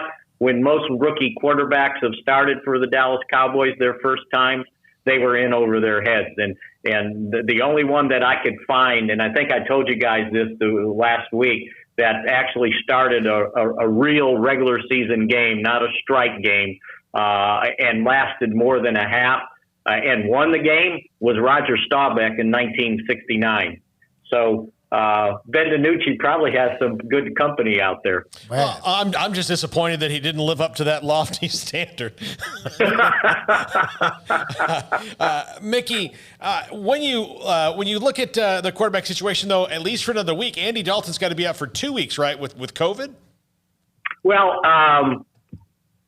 you know, it never been officially said that he tested positive. So it depends on, you know, when you test. If you did, then you got to test negative, I think, like 3 times in 4 days before you're let back in the building. But if it's a contact tracing thing, then, yeah, you can get back in within a week, I think, 10 days maybe, something like that. So, yeah, that remains to be seen. But for now, it's either Garrett Gilbert or Cooper Rush. And like I said, those guys haven't started a game in the league. And, you know, Garrett Gilbert's been kicking around for 5 or 6 years now, mostly on practice squad. But he was the backup quarterback in 2019 with Cleveland. And he did, I think if I remember correctly, he was, and I think they played 8 games in the AAF in the spring of 2019. And he was 7-1 and was one of the top quarterbacks in that spring league, for whatever that means. So at least he's played, you know, football within these last 2 years. Cooper Rush, remember, he was the backup for the Cowboys. I think he got in 5 games, but he only attempted 3 passes. that entire time. And, the Cowboys let him go when they got Andy Dalton, and the Giants picked him up and then let him go. So, he's only been here. I mean, this will be his second practice today with the Cowboys. At least Gilbert has probably at least, I want to say 6, 2 here, 3, 5, probably 7 or 8 practices with him. So if anybody's got a leg up from an experience with the Cowboys this season, it would be Garrett Gilbert. So, Mickey, 3 years ago, we had to cover a 1-11 Baylor team, and it was a process. It was a first-year head coach and a lot of scandal that had happened prior to that. But during those losses, you have to find things to be positive about. For the Cowboys, what are some positives that have stood out to you during the difficult losing part of this? Well, I thought this past Sunday, at least the defense, and you can say what you want about the Philadelphia offense, but at least the defense looked like a defense, right? Mm-hmm. The defense only gave up 15 points. So that would have been enough to say, okay, that's reasonable. I've given you a chance to win. Well, they only scored 9. I get it. But I thought that was better. I thought the run defense after the first quarter was better. So that made you feel good. The rookie cornerback finally got a couple interceptions. I know he gave up 2 touchdowns, but that's the rookie cornerbacks, right? And the key thing on those guys is you're going to get beat, but can you make me a play or two? And I think he showed that. From an offensive standpoint, it's hard to find stuff, right? But right. Maybe for this week, this will be the first time this season they've started the same 5 on the offensive line in consecutive weeks. So maybe that helps them out. It was Zach Martin's return certainly helped them out there.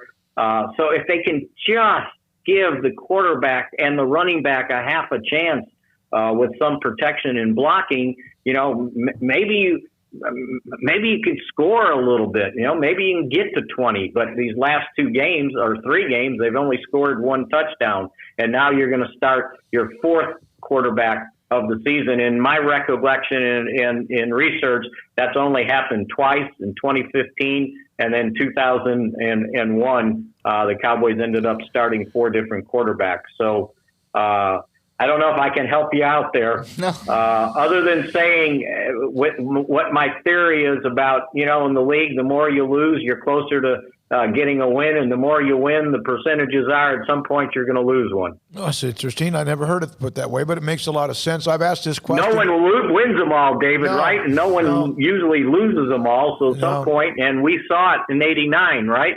89. Cowboys went into Washington and didn't have a win and got their only win. And in 91, they went into Washington and Washington had won all their games, and the Cowboys beat them. And really, they would have gone undefeated that year if they beat the Cowboys, because they basically punted the last game of the season, pulled their starters, and they ended up 14-2 and won the Super Bowl. And this is our last segment with Mickey Spagnola of all time, because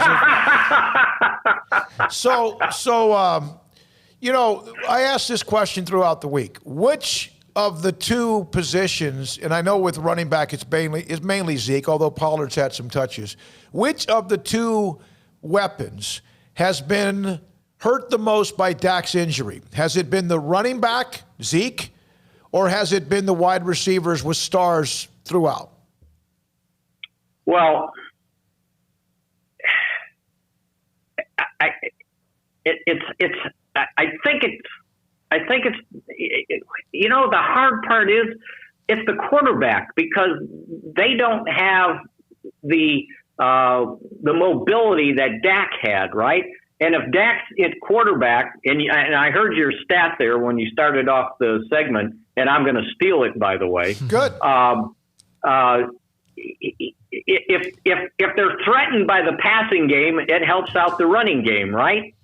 And I don't think anybody's worried about the Cowboys' passing game right now, especially, last week and this week. Now, okay, Dalton probably could have done a little bit until he, suffers the concussion. So the offensive line kind of controls all that. And like I said, the injuries and the retirement there, that's hard to replace. And so, yeah, if the quarterback can't function because he's under pressure, it's going to hurt the wide receivers.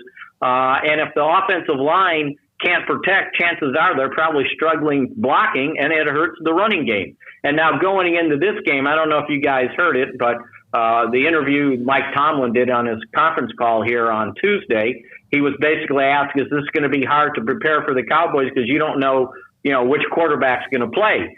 And he's going, my focus is on stopping Ezekiel Elliott. He's still the central point of that offense. We have to stop him. So, yeah, not having Dak certainly hurt Zeke because now the bullseye's on him.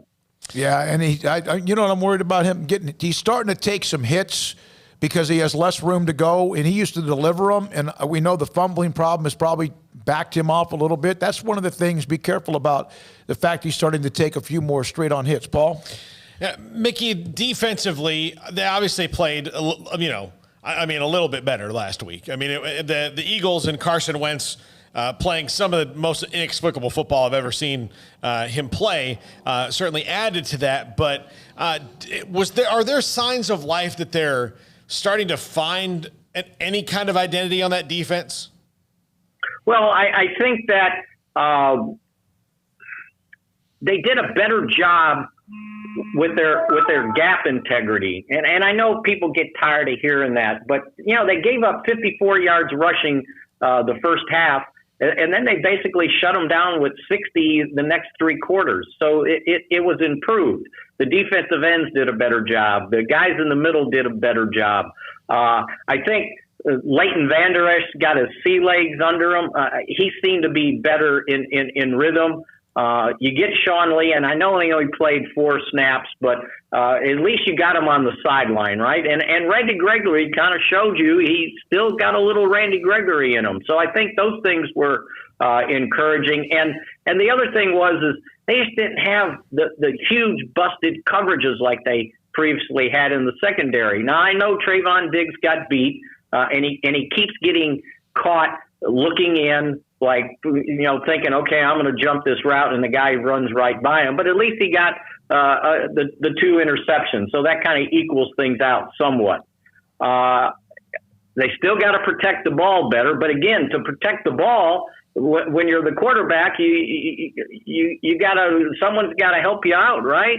They got to prevent you from getting lambasted when you aren't even looking. So those things all go hand in hand. But from a defensive standpoint, yeah, they didn't get put in that many bad situations because of the turnovers. Now, I know they scored on one, so the offense didn't get put in a bad situation. But that play should have never happened.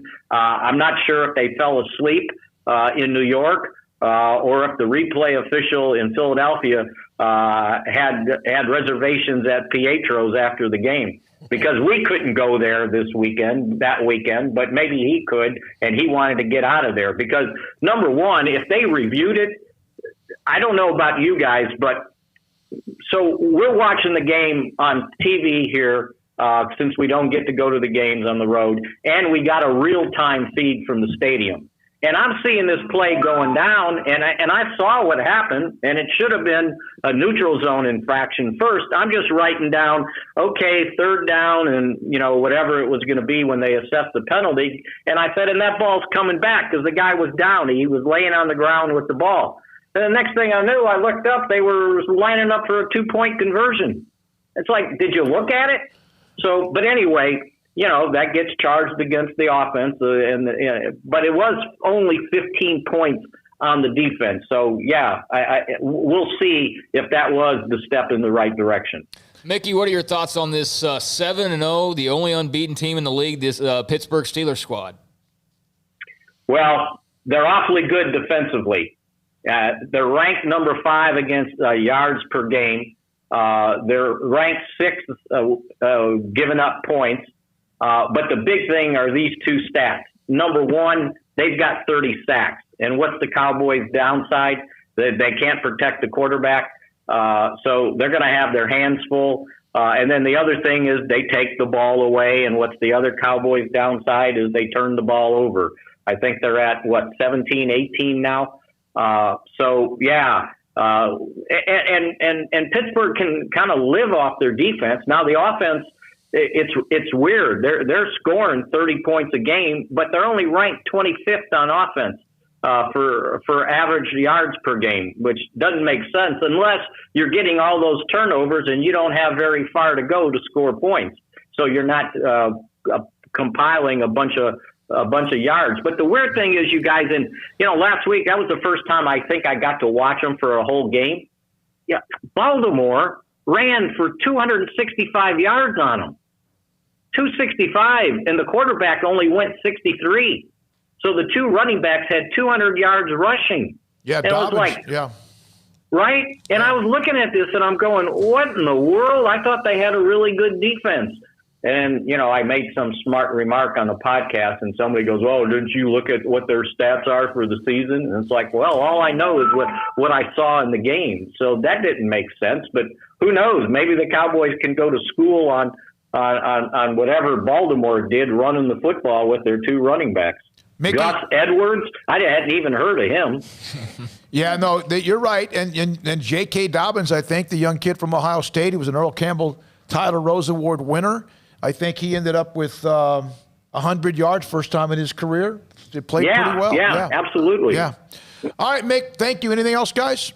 Mickey Spagnola with us Thursdays at 4:30. Coming up next, Midway's Jeff Hume. They're playing Duncanville after the win against Waco High. Thoughts about the win. Duncanville next. Pick 'em at 5. And then Sam Bradshaw joins us, S11 on Baylor and Iowa State at 5:30, SicEm365 Radio. The First National Bank of Central Texas, 5 locations right here at home. Waco, Woodway and Hewitt, China Spring, Mart, and Hillsboro. Familiar faces making local decisions, here to help you, your family, and your business. Whether it's great times or tough times, always need a bank we can count on. Great people with great technology dedicated to their customers and helping our area grow. Safe banking in person or use their online and mobile apps, and convenient drive-thrus and ATMs at all locations. They have instant issue debit cards. So if you lose yours or something happens to it, you just go to the bank, you drive up to the drive-thru right now, and you say, I need a new debit card. They get your information, and boom, you've got it. No waiting in the mail for a couple of days and might not be able to use it.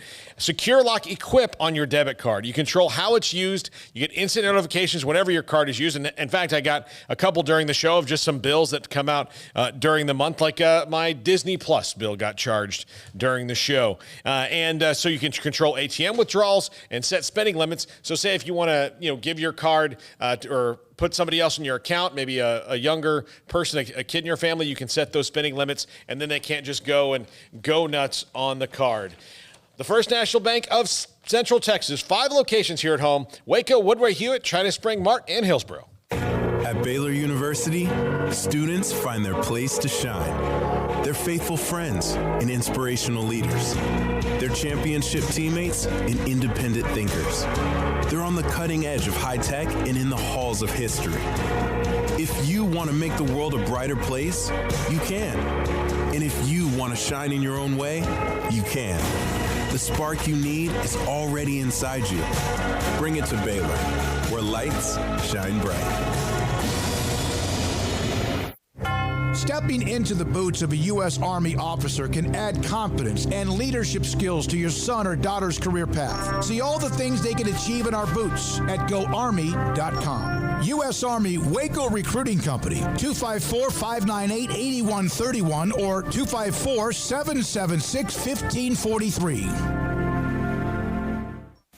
Born in Waco, Brotherwell Brewing exists to serve the Central Texas community with locally crafted beer of the highest quality. They want to bring Central Texas closer to the brewing experience so everyone can enjoy well-made beer as much as they do. For 2.5 years, they've been bringing high-quality beer to Central Texas at their location on Bridge Street in East Waco. And this football season, you need to stop by on game day for curbside pickup or stop by their tent next to SicEm365 at Brazos Parking for your pregame refreshment. Brotherwell Brewing believes in community and bringing people together to enjoy products made in their community. So for your game day, whether it's a tailgate or at home, stop by Brotherwell Brewing for high-quality craft beer made right here in Central Texas, 400 East Bridge Street, and check them out online at brotherwell.com. One size fits all. That may be all right for an adjustable belt or cheap sunglasses, but when it comes to your financial needs, no one wants a one-size-fits-all strategy. Ben Erlinson, your Edward Jones financial advisor, knows that his most important goals are yours. That's why he takes the time to understand your needs, knowing you. That's how Edward Jones makes sense of investing. Ben Erlinson, 100 North 6th Street in Waco, 254-759-8533. Edward Jones, member SIPC.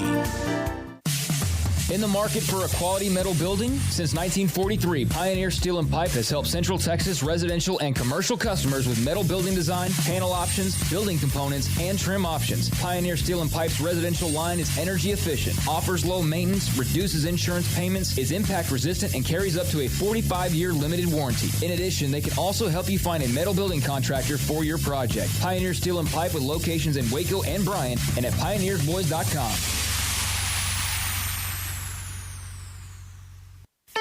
Don Humidor, your home with a 48-foot walk-in humidor with the elite cigar brands from around the world, including the #1 cigar of the year, Aging Room Cuatro Nicaragua. Plus, they have the great brands like Macanudo and Artur Fuente, Rocky Patel, Aston, and so much more. CBD, great for sore muscles, aches and pains, sleep, Vita Dreams, and anxiety, mild depression, general health and wellness. Their staff very knowledgeable on the subject. If anyone is curious about CBD, ask Carol and Ashley. Don Humidor in the Townwood Shopping Center off Valley Mills in Waco. Waco's newest gym, Halo Athletic Center, 5725 Bagby Avenue, right behind Region 12 and across the highway from the Central Texas Marketplace, where motivation, inspiration, and hard work are the driving force. State-of-the-art equipment, indoor and outdoor track, locker rooms, showers, yoga and bar classes by Duality Yoga, bod pod potty composition analysis, and registered dietitians, all under one roof, where we rise above. Come join the Halo Athletic Center and be a part of the change, your change. Hi, this is Jeff Hume, head football coach at Midway High School, and you're listening to SicEm365 Radio with David Smoke, Paul Catalina, and Craig Smoke. This segment with Midway Panthers football coach Jeff Hume is sponsored by Texas Farm Bureau Insurance, U.S. Army Waco Recruiting Company, Southwest Sports Medicine, Automatic Chef, Bert Colchin Ford, Barrera's Landscape and Nursery, Petty Clinic Low T, Halo Athletic Center, First National Bank of Central Texas, Camille Johnson Realtors. Jeff, are you relieved you got the win? It was dicey early. They ran a kickback 19-7, and obviously Waco High is improved. They have weapons now, but your thoughts about how you battled back and just winning a game? Yeah, I mean, number one, we feel great that we won, and like you said, we did have to battle. The first quarter was dicey.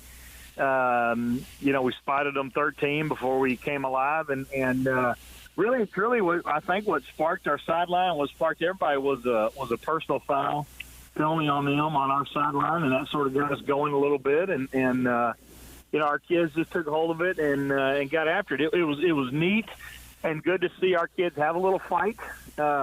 You never want kids to get personal foul penalties or unsportsmanlike penalties, but to be able to battle and to show some grit, I think that said a lot about our team. Childers had a big game rushing, and also he threw the ball well. Zach Stewart came up big for you. Obviously, Johnson was good for you as well.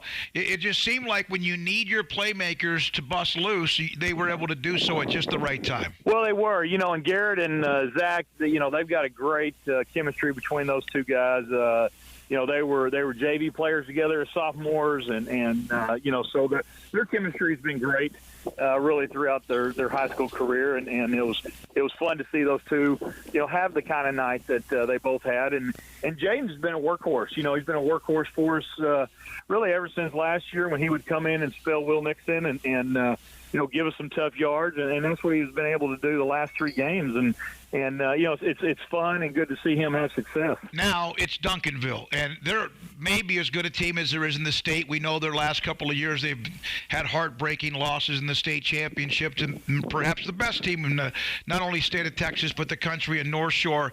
The challenges of what Reggie Samples has in Duncanville.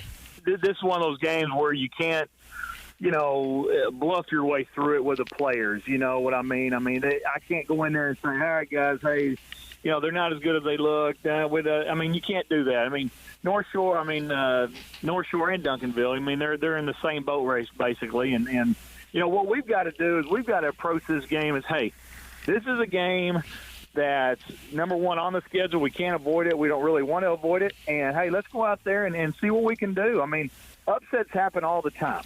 And would this be considered an upset if we won? Absolutely. It'd be a monumental upset in the state of Texas. And, my message would be, why not us? Why can't we go out there and beat them? They put their shoes on 1 foot at a time, and just like we do, and get after it. Now, I mean, they got some big bad players, and you know what? But you still got to play the game. You got to snap the ball, run the ball, catch the ball, block and tackle, and let's just go out there and give it our best shot and see what happens. Listen, in the past couple of years, we've had a lot of people moving in from out of state to Waco thanks to Chipper and JoJo. And while we welcome these new citizens, they unfortunately brought some of their bad habits with them. Hi, Jay here from Pickup Outfitters, and you know what I'm talking about. Naked trucks. You'd think everyone moved here from McNewtville, but we shouldn't judge them, we should help them. For example, when you see a recent transplant truck from a less civilized state like California, instead of saying, your truck is disgusting, your bed is exposed, get a bed cover on that truck, buddy, that's a bit harsh. Instead, try something like, in Texas, it's not polite to drive around with your bed exposed. Maybe you should check out the excellent selection of bed covers at Pickup Outfitters. And then if they refuse, you can say, well, I hear New Mexico's a nice state. Let's help our new neighbors and let them know that truck nudity is not okay. Let them know about Pickup Outfitters of Waco and send them to our website, createacommotion.com. Do you or your kids get nervous about going to the dentist? Stonewood Dental, Dr. Steve Childress, he can help. I've spent a career taking care of patients who as children had bad experiences, and now they're adults that hate going to the dentist. If I get a kid at 3 years old and they come every 6 months and it's a happy experience, it's normal for them. Now they have an accident at 6 or 7 or 8 at school. Now they have a broken tooth or a trauma, and they have to come here. They're used to lights, they're used to water in their mouth, they're used to experience, they already trust us. It's amazing what we can do with that kid without it being a negative thing. But if I see a 6 or 7 or 8 year old that's never been to the dentist, and now they have a trauma or an unfortunate unexpected toothache, it's harder to do that for that kid and it not be somewhat of a negative experience. So bottom line is I try to teach kids and adults and teenagers and everybody the way I'd want my family treated, which is where it's a necessary part of life. You just take care of it. It doesn't have to be that big a deal. Learn more, stonewood-dental.com.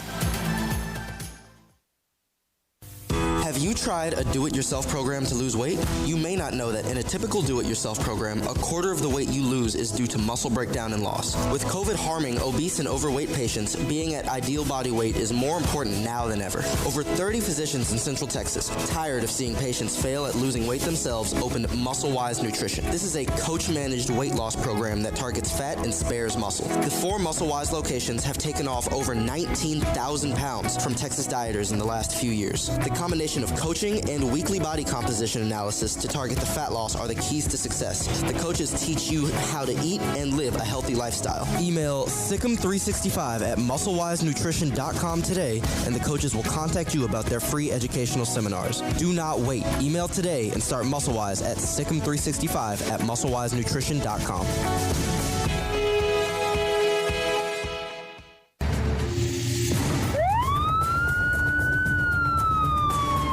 If you or a loved one or friend has been arrested and you can't afford bail, trust Terry and Chase Chapman at Chapman's Bail Bonds, covering Waco and McLennan County for over 25 years. Chapman's can bail you out anywhere with experienced, knowledgeable local agents who are committed to serving you professionally, respectfully, and with the highest integrity. Chapman's understands your privacy is important. Your freedom can be secured fast when you use Chapman's Bail Bonds.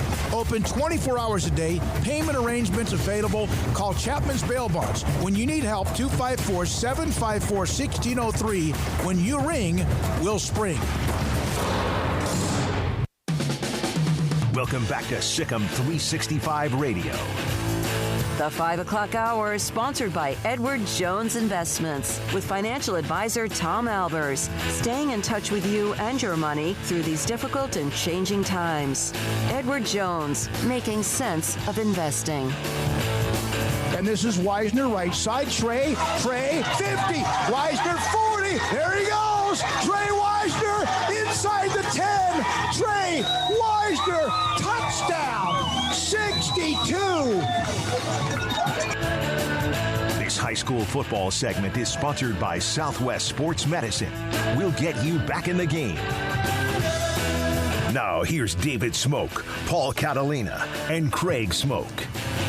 All right, here we go. This pick-em on Thursdays in the 5 o'clock hour. Craig Smoke will join us momentarily. A couple of notes, by the way. I don't know if this means he'll be retained by Carolina's practice squad. I reached out to Sam Tecklenburg, former Baylor offensive lineman, a big part of what they did.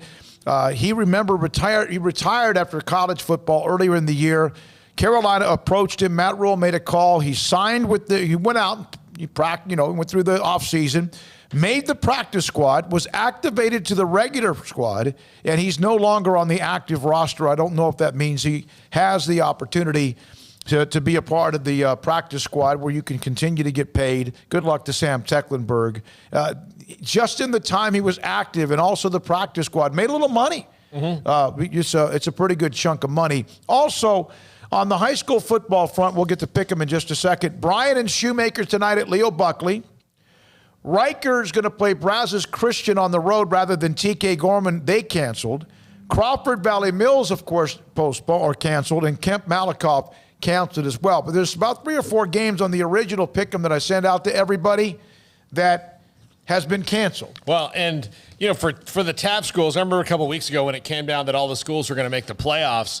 At the time, you think, oh man, that's going to be a mess. But now you almost have to. Like, how could you determine it without any, to steal a term from college football, data points? Like, there's not, like, how would you determine it? And they already got their season shortened anyway, and they had to play some non-district games, and then you get into the district season. Like, how are you supposed to? Riker's now like 2 district games in a row, Pantego and TK Gorman. Well, that's 2 big district games. Like, how are they supposed to get that back? You can't. You can't. And this is it. Again, you're talking about Riker. They're dealing with it. And there's some games that are the 5As and 6As are having that experience of cancellations, postponements now because, remember, they started late September, early October. And they do have some buffer weekends or weeks built in. Okay, here we go. Pick them right now. It's been a 4-game lead now for quite some time. Couple of key games that Craig won, couple that I won last week that kept it at 4. Let me see. Grayson is 8 back. He made a pretty good run with that 18-2, but he's kind of stabilized. Paul, you're in 4th. And then Brian, Dylan, and Deontay are fighting like male cats. Oh, we have oh my goodness, Armstrong, I forgot. I do send you this now. So here are the pick'em standings from last week. Everybody is okay. Paul, Craig, Grayson, and me, we were 15-5. Dylan, 14-6. Deontay, 12-8. Brian, it's an I, by the way, in Etheridge. Brian, we'll have to change that up because he owns part of us. Yeah. Well, maybe this week he wants us to think it's a different Brian. It's a different Brian. It's Taylor Bryan. The Taylor Bryan from Baylor Football Athletics. He's 11-9. And there's the overall standings. And so there's a long way to go. And it's weird this year because we're going to extend this maybe into January, right? Because of 5As and 4As. I don't know if we have enough games. But we have the playoffs coming up, too. That gets a little bit crazy. Now, all right, Paul Catalina, the first one is a doozy off of the top. DeSoto at Cedar Hill. I'm going to say Cedar Hill. Craig? DeSoto. I will take DeSoto. Craig Smoke, Waco High at Mansfield. Mansfield. Now, I told you this a note earlier that from Jeff Hume that Mansfield's quarterback might be out. And that's just a thought. I was talking to him about the district. They need Mansfield to lose a game to somebody besides Cedar Hill, DeSoto, and Duncanville. And so we'll see what happens there. And speaking of Duncanville, it's on here. We know that they're heavy favorites. There are some games. There's not as many games because, remember, this is kind of a buffer week for some. Some are closing out the year. Duncanville at Midway, and I'm taking Duncanville. Paul? I'll take Duncanville. Yeah. Craig? Duncanville. Now, Waxahachie at Lake Ridge is interesting. Waxahachie has a win earlier this year. Lake Ridge is 0-5. We saw them a few times, Paul. Mm-hmm. Pretty good football team, but they're really struggling right now. Say that one again. Waxahachie, 1 win. Lake Ridge has none. I'll take Waxahachie. All right. Lake Ridge. I'm going to take Lake Ridge. All right, I had Harker Heights at Belton. That game has been postponed. So who are you going to pick? I was going to pick Harker Heights. Yeah, I was going to pick Heights. Okay. All right, Brian, and tonight plays Shoemaker at Leo Buckley. This is you, Craig. I'm going to go Brian. Okay. All right. I'm going to take Shoemaker. Yeah, I'll take Shoemaker. Brian's coming off that nice win. Ross Rogers, they beat Belton 34-33, so Shoemaker for Paul. Coppers Cove at Killeen. This is Cove is struggling. I'll take Killeen. Paul? Ruse. Greg? I'll take Killeen, but I have no faith in any KISD picks, honestly. Ellison at Temple.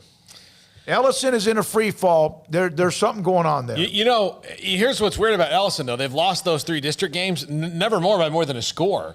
And so they're a team that'll probably hang with Temple for a bit because they've got some athletes, but Temple ultimately will beat them. Temple. All right. Yeah, there's a nice way of saying they're going to play well, but they won't win the game. I think Temple might smoke them. This is interesting. And, you have Katy and Tompkins, 2 teams from the same school district. Tompkins is good now. Katy is playing against Tompkins. This is my game, and I'm still going to take the Katy Tigers. Katy. Yeah, Katy. All right. This is the only 1 or 2 games in which I did not pick on my original picks. Paul, Highland Park at Longview. The Lobos had that loss, remember, earlier to Temple. They look like a mess. They've kind of turned things around. You know what? It worked for me last time. I'm sticking with my boy, Armstrong Sims, Highland Park. I'll go Scots. Man. Craig, how many times did you go and watch people play at Longview? More than a few. How often did you see Longview lose? Now, your alma mater, Lee, beat them a couple of times in Longview. Well, there's no doubt screwy things happen at Lobo Stadium.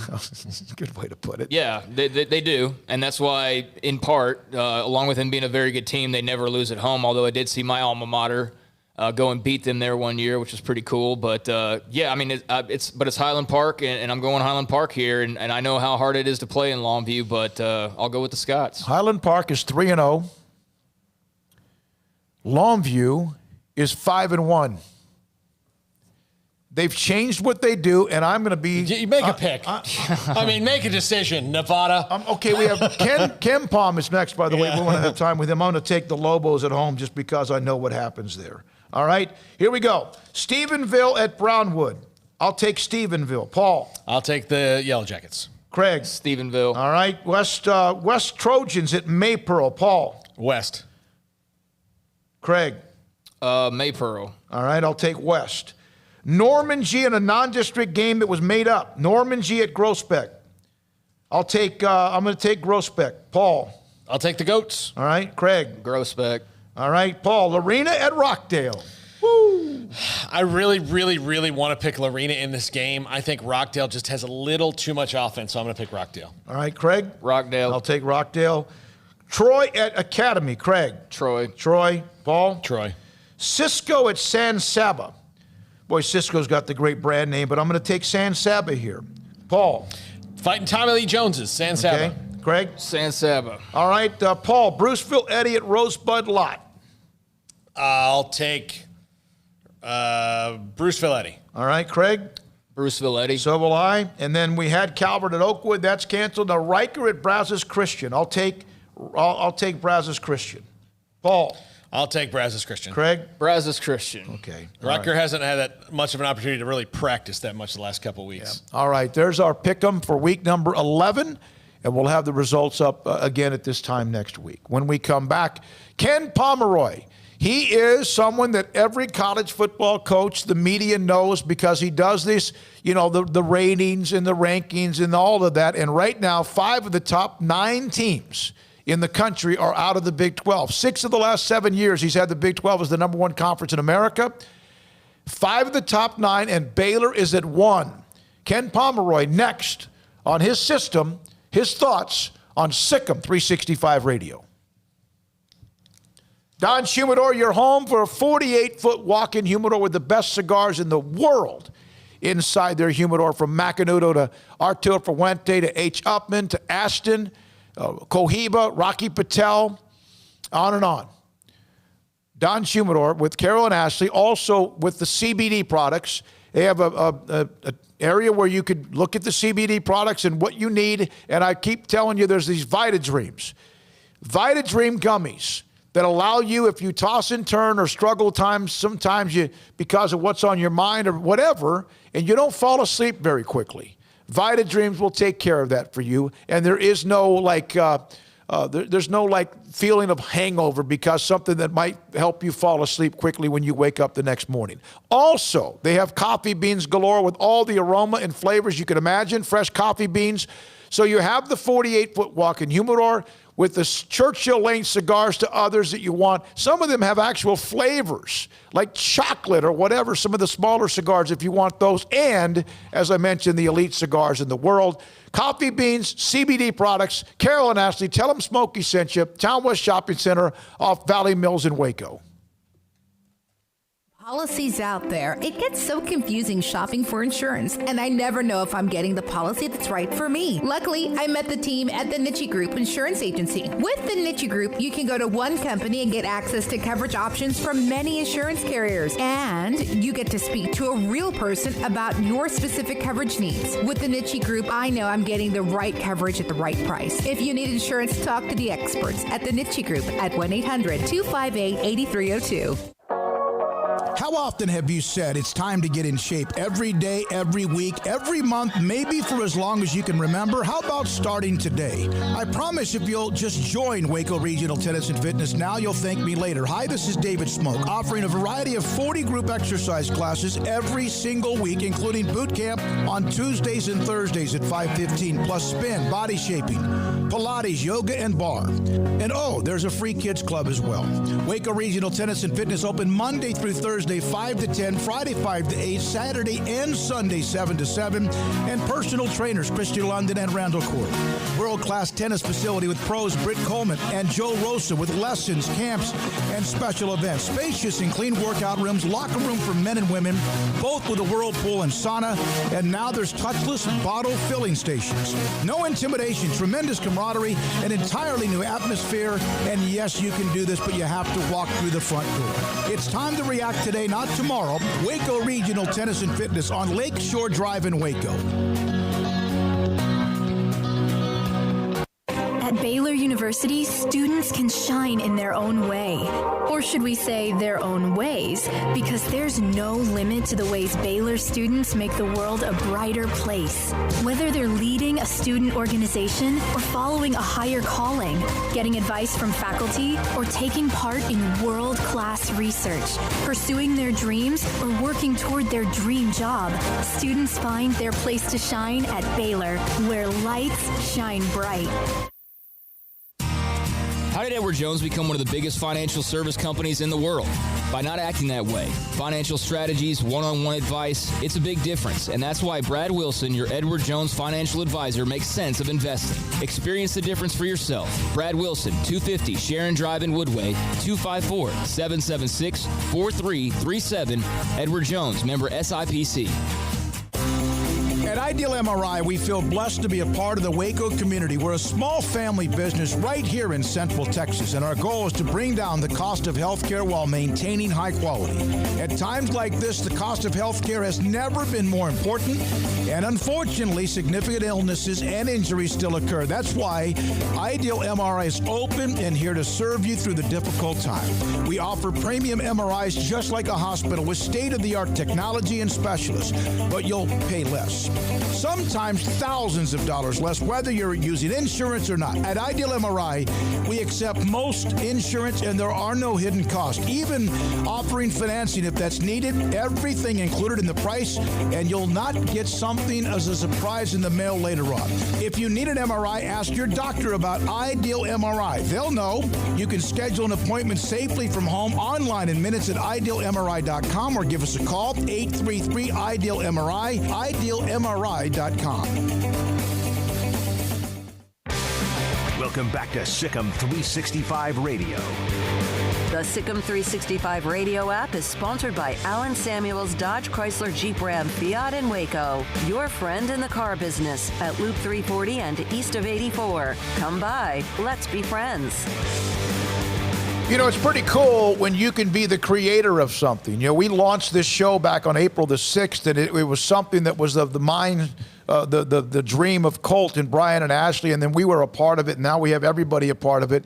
But Ken Pomeroy, he's the one that created college basketball, the website, stats, and so much more. Ken Pom, if you want to ever hear Scott Drew talk about it, you hear him talk about Ken Pom all the time. And the Big 12, of course, has got a great year coming up, it appears.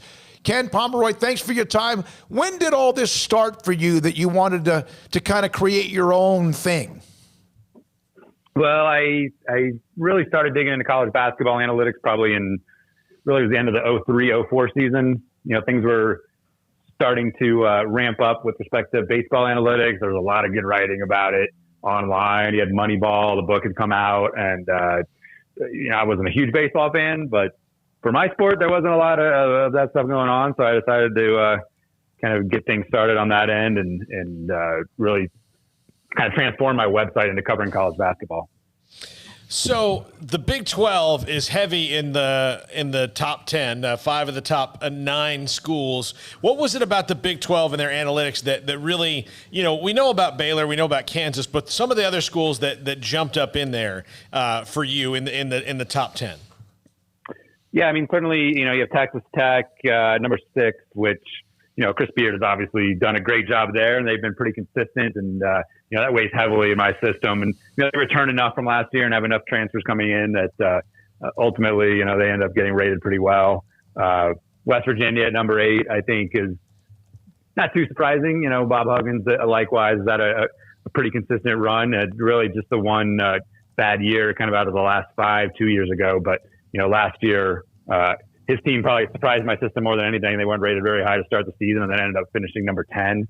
And then you have Texas at number 9, and they return a lot of guys and bring in certainly a great recruiting class. And Shaka Smart has been a little maligned during his time there at Texas, but he's certainly had teams that have rated like better than you'd think in my system, and so that helps kind of boost their rating as well. How much do you think getting the big recruiting Greg Brown will help UT this year? Yeah, it's hard to say. I mean, it seems like he's, by all accounts, ready to come in and make big contributions. The freshman issue is always kind of confounding in my system. You look at like the top 10 freshmen, I guess, in any given year, and probably 4 or 5 will really pan out and make an impact, and maybe 3 or 4, may not make that great of an impact. They'll still end up going on and declaring for the draft and having a successful career in the NBA. And then you might have 1 or 2 that are maybe longer term type of players. He doesn't maybe seem like that longer term type of player, but he doesn't seem like the type of guy that's gonna make a contribution.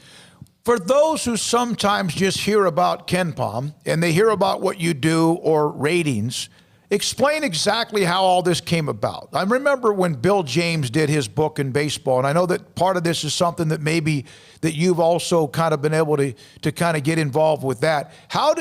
What does it mean? How do you come about? Because all these teams that you have at the top are all really good, but these aren't like the AP top 25. These are all analytical in a way. How do you explain how it works? Well, my system is based on the concept of looking at points per possession. So, the points you score per possession or the points you allow per possession, and adjusting that for the quality of the competition that you face. So it's a little different than just looking at, what a team scores per game or allows per game. It accounts for your pace of play. And so a team like Virginia, is basically on the same plane as, a team like North Carolina that plays at a fast pace.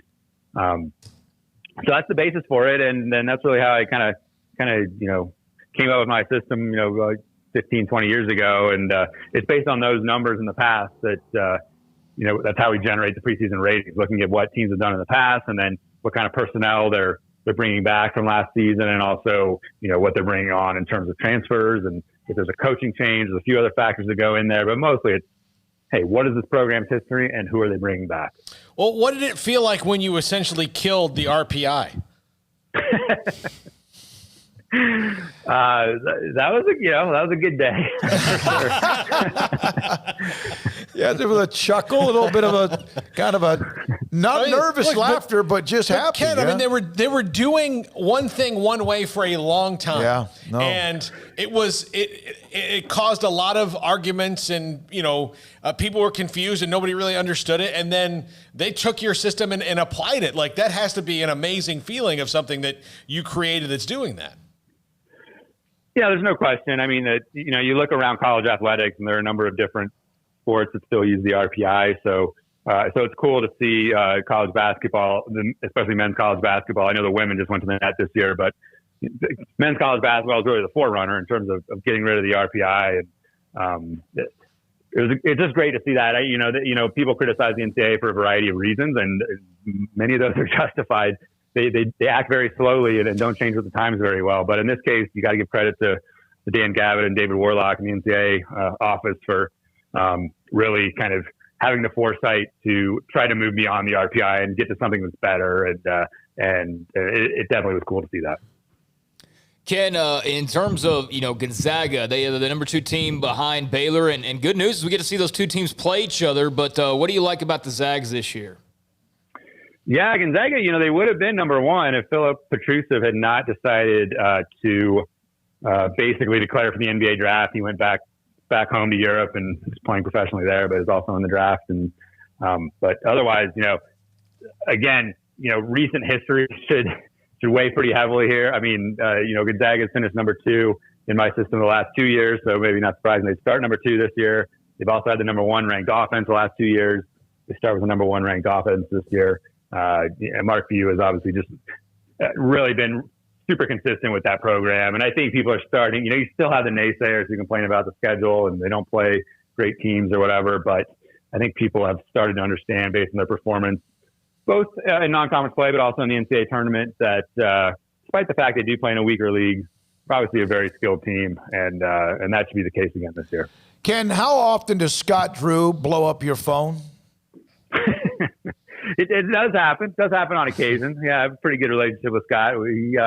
He's one of those coaches that really kind of gets what I do and understands it. And I think also understands that there's things that I know that maybe he doesn't know as well. And so he'll ask me questions about analytics and certain aspects of it on occasion, and we always have good conversations.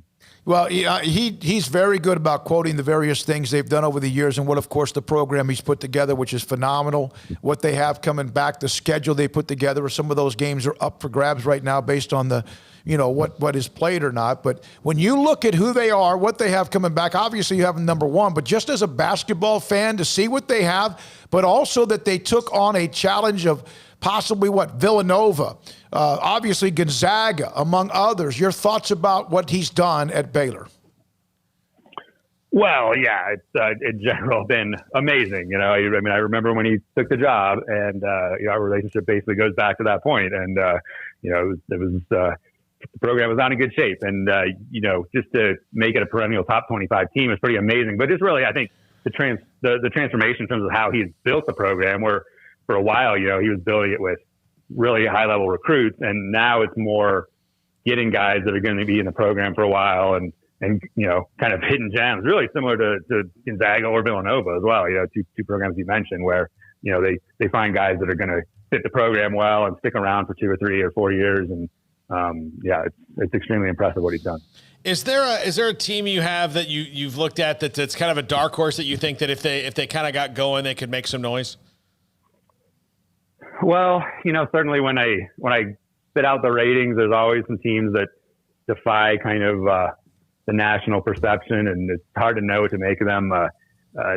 This year, Ohio State is a team that's ranked 10th that probably most people are critical of them being that high. Nobody's going to vote them that high in the AP poll, but they do have kind of some unknowns in terms of some transfers. In particular, Seth Towns is coming in. He actually was on the Karl Malone watch list today for Power Forward of the Year, and he's really the wild card there. Hasn't played basketball in 2 years. Last time we saw him, he was very good for a really solid Harvard team, but it's been a while since he's been on the floor. If he can come around and be that guy that he was 2 years ago, Ohio State does have enough guys coming back from a pretty decent team that they could actually contend for a Big Ten title. All right, so let's forget about basketball. We didn't have you on for that. We had you on because you love curling. So do you break down various curling teams or individuals too? Do you have data points for that too? I do, yeah. All the curling fans out there need to visit my other website at doubletakeout.com, where I rate all the world curling teams. Unfortunately, there's not a lot of action at this point due to various travel restrictions, but just, bookmark it and save it maybe for next year. I have all the predictions for all the big events. Yeah. Now, when did you fall for that? Is that something that because of where you grew up, you always kind of just liked it, or what? No, not at all. I was totally unaware of it until about 10 years ago or so, and then just kind of got into it. As I've gotten older, some of the sports that I like to play, I probably should not play for various health reasons, and curling was just kind of an easier sport on my body, and it's got all the, still got a little bit of an athleticism component, a lot of strategy involved and some teamwork. So it's, if you're looking for just a fun, relaxed sport to play, curling's a pretty good one once you get into your 40s. Well, I'm gonna have to pick that up. Yeah. I want to see you with that broom out there. Yeah, I would do it. Yeah. That would be fun to do. All right, and what's more difficult, doing all this stuff you put together for college basketball, or trying to predict the weather when you were a meteorologist? It's very similar. I mean, I definitely, for whatever reason, I don't know what it is in my brain, but I definitely have an obsession with trying to predict things. And, there's nothing more profound to predict than the weather. I mean, that ultimately affects everybody. We like to think that college basketball is a big deal and, everybody's into it, but the weather actually affects everybody, whether they are interested in it or not. Like at some point in your life, you have a story about weather ruining something that you were thinking about doing. So I really enjoyed that gig, but there's nothing like working on basketball and kind of running my own business and being able to set my own hours. So ultimately, I had to give up the meteorology side of life. Ken, we appreciate it so much. Appreciate your time. Good luck. All right. Thanks, guys. Appreciate you having me on. Ken Pomeroy. So he was a meteorologist for the U.S. government. He got his degree, I believe I saw where he got his degree from Virginia Tech, and then his master's at the University of Wyoming. And has been with, as he mentioned, Ken Pom now since about 2001 or 2. And it's unbelievable. He was with the Houston Rockets when Daryl Morey was there as the general manager, once teamed up with them. A lot of good stuff with him. And Ken Pomeroy, we appreciate him. One of the basketball, no, we mentioned this earlier in case you missed it, Mark Vidal, Baylor Sr., has been named to the preseason watch list for the Karl Malone Power Forward of the Year Award. Such a tremendous guy that just mixes it up.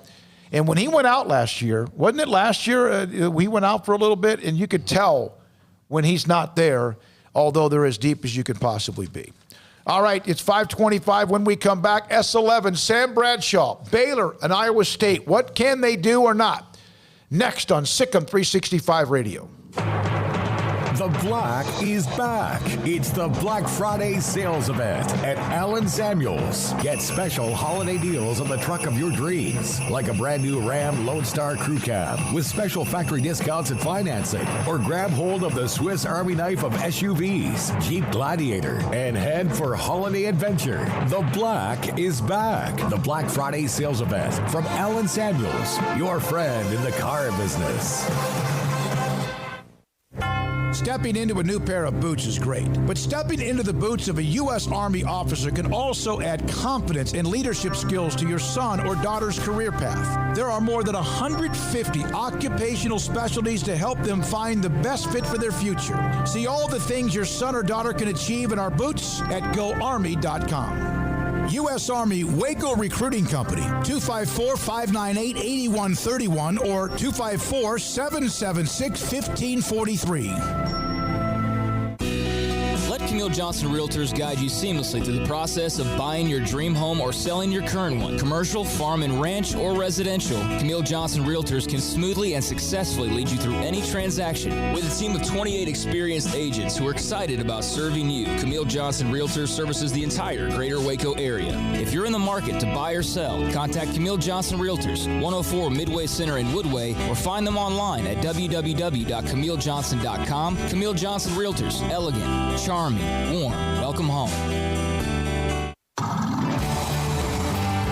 It's the heat of the summer, but the real heat is what you're cooking on the grill, smoker, or in the oven. So Waco Custom Marketplace can be your go-to playmaker for summertime grilling. You can't go eat anywhere else? Be your own chef with custom ordered and cut ribeyes, sirloins, fillets, New York strips with a focus on high-quality beef at a competitive price. Waco Custom Marketplace also has fresh deli cuts with sliced turkey, ham, pepperoni, or corned beef. Waco Custom Marketplace also your home for the freshest seafood in town. Salmon, shrimp, mahi-mahi, great priced chicken products, whole birds, tenders, chicken breast, and wings. Waco Custom Marketplace with smoked items unique to Waco, house-made bacon, summer sausage, boudin, hot links, and German sausage. Every seasoning for every occasion, grilling, baking, or frying. Your hometown grocery store with canned goods, pasta, fresh baked bread, buns, chips, sauce, condiments to pickles, charcoal and lighter fluid, cold beer and wine, best kolaches in Waco, mouth-watering cinnamon rolls, and here for the community every single day, helping you avoid the long lines in crowded stores, serving quality products to the Waco community. Go online for the weekly value boxes. Family owned and operated Waco Custom Marketplace, 425 Lakeyard Drive in Waco, or WacoCustomMarketplace.com. From the first workout to the last practice, sports is an incredible and rewarding challenge. Hi, this is Dan Ingham with the First National Bank of Central Texas, and we're proud to support each athlete, every parent, and our educators. From families, small businesses, to the biggest industry, we're here to help. With remarkable products like our free First mobile app, we've got banking ideas that fuel big dreams. That's the First National Bank of Central Texas. Familiar faces making local decisions. Member FDIC, Equal Housing Lender. One size fits all. That may be all right for an adjustable belt or cheap sunglasses, but when it comes to your financial needs, no one wants a one-size-fits-all strategy. Cam Heathcott, your Edward Jones financial advisor, knows that his most important goals are yours. That's why he takes the time to understand your needs, knowing you. That's how Edward Jones makes sense of investing. Cam Heathcott, covering Conroe and Houston, 936-756-7717 or cam.heathcott@edwardjones.com. Edward Jones, member SIPC. Welcome back to SicEm365 Radio. It's time for our weekly segment with Sam Bradshaw of SicEm365.com. All right, Baylor on the road in Ames to play Saturday night against Iowa State. Iowa State obviously having a pretty nice year. Baylor at 1-3, and we've discussed them at length now, and especially early on in today's show about just show a pulse in various ways. Sam Bradshaw, he tries to break it down into X's and O's and stats and much, much more. Sam, thank you very much as always. How has your week been? It's been all right. Yeah, How's everything with you guys? Yeah, I was just telling Sam, I think you got a little confused. We just had Ken Pomeroy, and then we have you, so we're full up on. Yeah, this is like a huge info hour for us. It's a lot of information for someone like me that went junior college. I'm telling you right now, this is a lot for me to digest, and let's try to do that. Can Baylor beat Iowa State? Can they? Potentially. Yeah. They've got to come out a lot better than they did against TCU. Needless to say, that was not what anyone was expecting for their first full week of practice with everybody available. Yeah, it was ugly. And what do you see with what they do? And obviously they haven't done much, but with what Iowa State does, they're pretty good on defense. Is Baylor going to have to try some things that they normally don't do, or are they just going to have to go make plays with what they have? Well, what Iowa State's been known for ever since 2017, when they kind of took that second step forward with their defense, they'd run a 3-3-5, very similar to what Baylor did last year. Baylor actually modeled a lot of what they did last year off of Iowa State. And on at least a little minor level, some of the stuff they're doing with their D-line this year resembles a lot of what Baylor was doing last year, where Baylor kind of tweaked some of what they did. But that's beside the point. The thing is, they're going to drop 8, and they've got very good run-stopping personnel up front. They've got really good linebackers, and they are going to sit in there. They're going to spell everything outside using those big guys, playing very few guys inside, so they can drop a lot of guys in coverage and reduce the coverage risk for their secondary. If you can individually isolate those guys, they're nowhere near as quick as the last two teams that Baylor played. But getting that turtle out of its shell is going to be a bit of a challenge. Baylor was able to do it with some double moves last year to both Mims and Thornton. And I think they can do it again. But You've got to be able to protect that long. You've got to be able to take what they give you, and you've got to be able to understand what they're disguising and what they're not. A couple of years back, they had a very good West Virginia offense under Will Greer, completely confused as to what they were doing.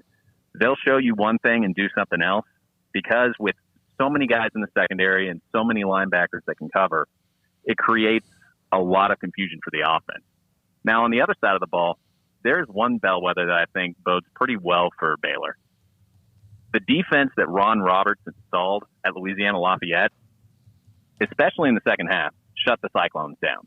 The Cyclones could not get off their man coverage, and they did a good enough job, even with Sun Belt level talent, slowing down that run game.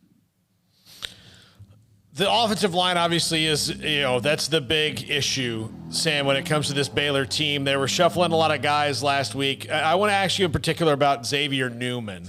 Is he the best option for them at either position, center or left guard? Given his experience and what we've seen from him in prior years, you would think so. But obviously that's a call that the coach is going to have to make in practice, because Moore looked pretty solid in his game against Texas. And needless to say, the offensive line through the first 2.5 quarters last week was a hot mess. I mean, you had to return to the kind of communication mistakes you saw in Morgantown, where simple pass protection and nobody blocks the nose guard who's right across from the center, and Charlie has to eat the ball. And you had half dozen snaps last week. The quarterback had to look like a shortstop with how many grounders he was having to field, one of which I think almost directly got him sacked, because he could barely get the ball before the guy was on him.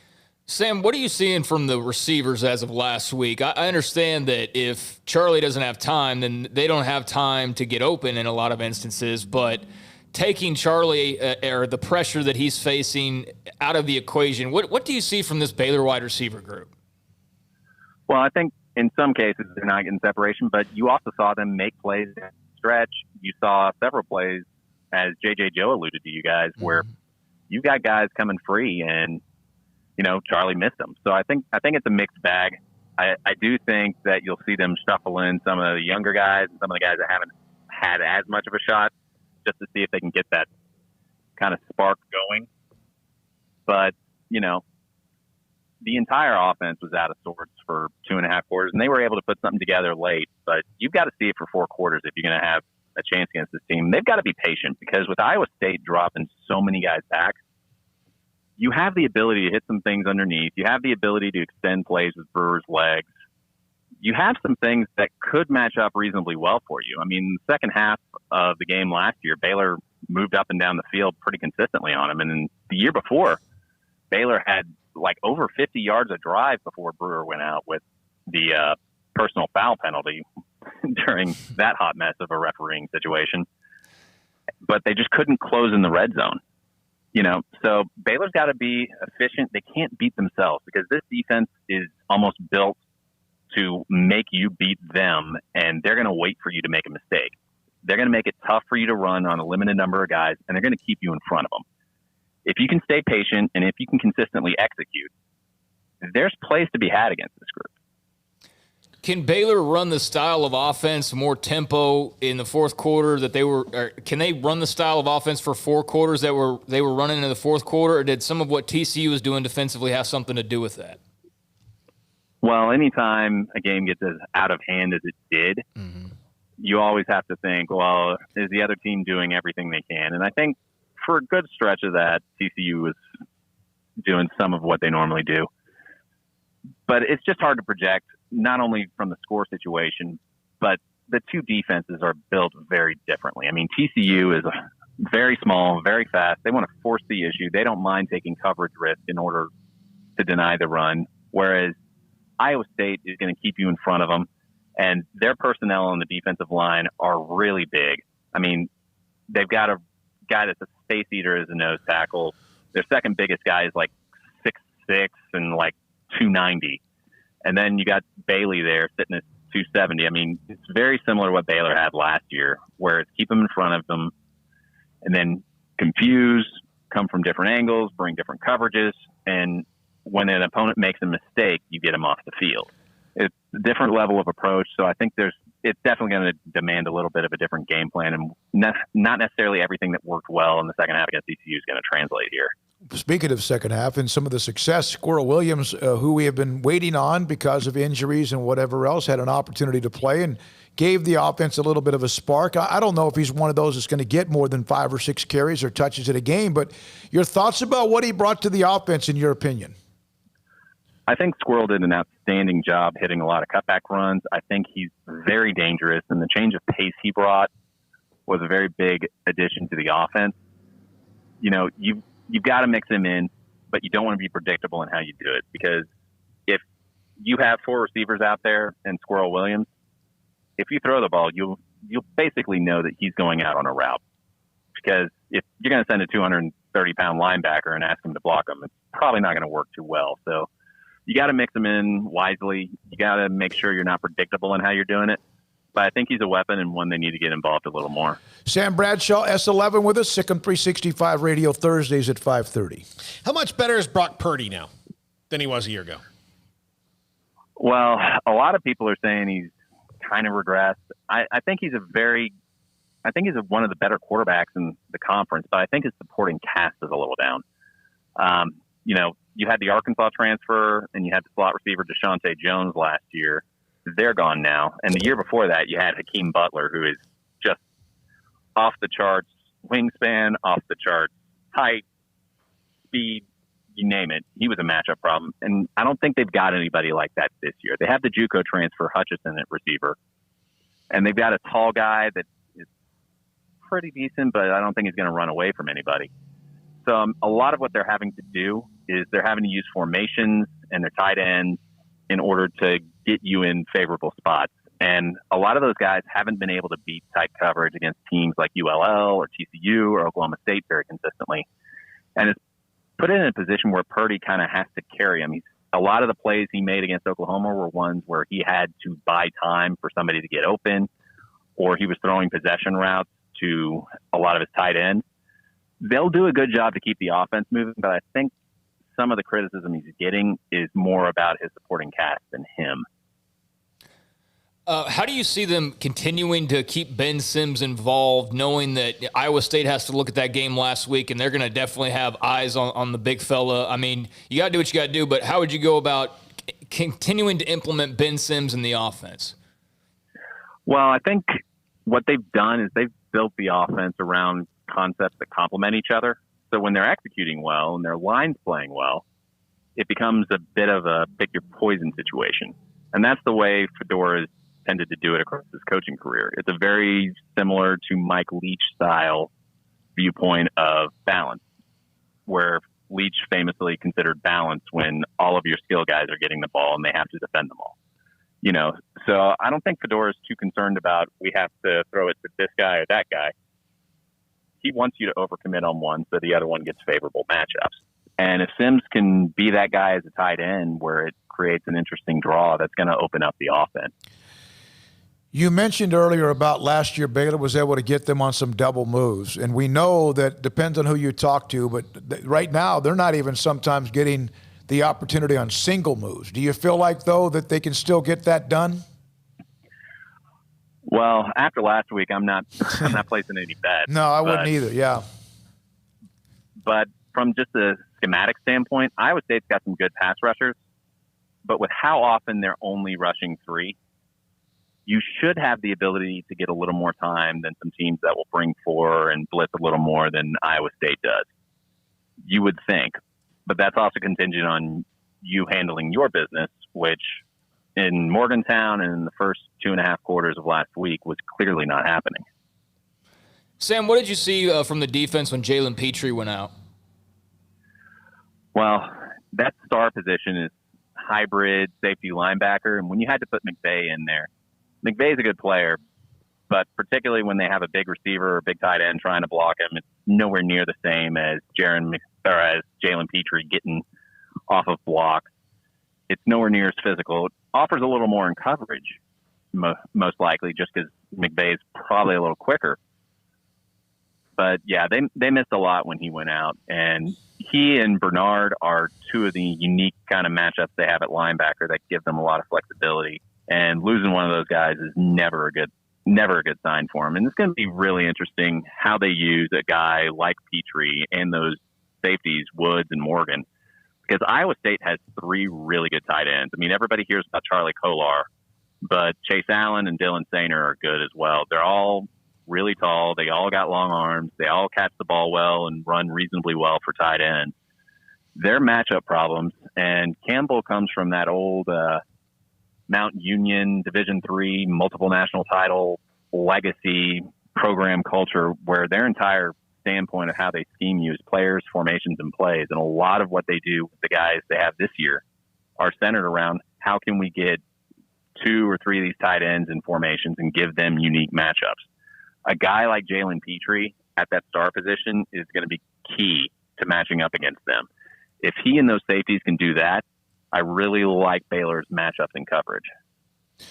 Sam Bradshaw, S11 on the site, SicEm365.com. In the premium section, he breaks down leading up to, looking back at, and it's very impressive what he does. And it's also laid out where it's either the video or the pictures, that make it even better to understand exactly what sometimes you're trying to let us know or what may have happened. We always appreciate it. Again, Sam Bradshaw with us on Thursdays at 5:30.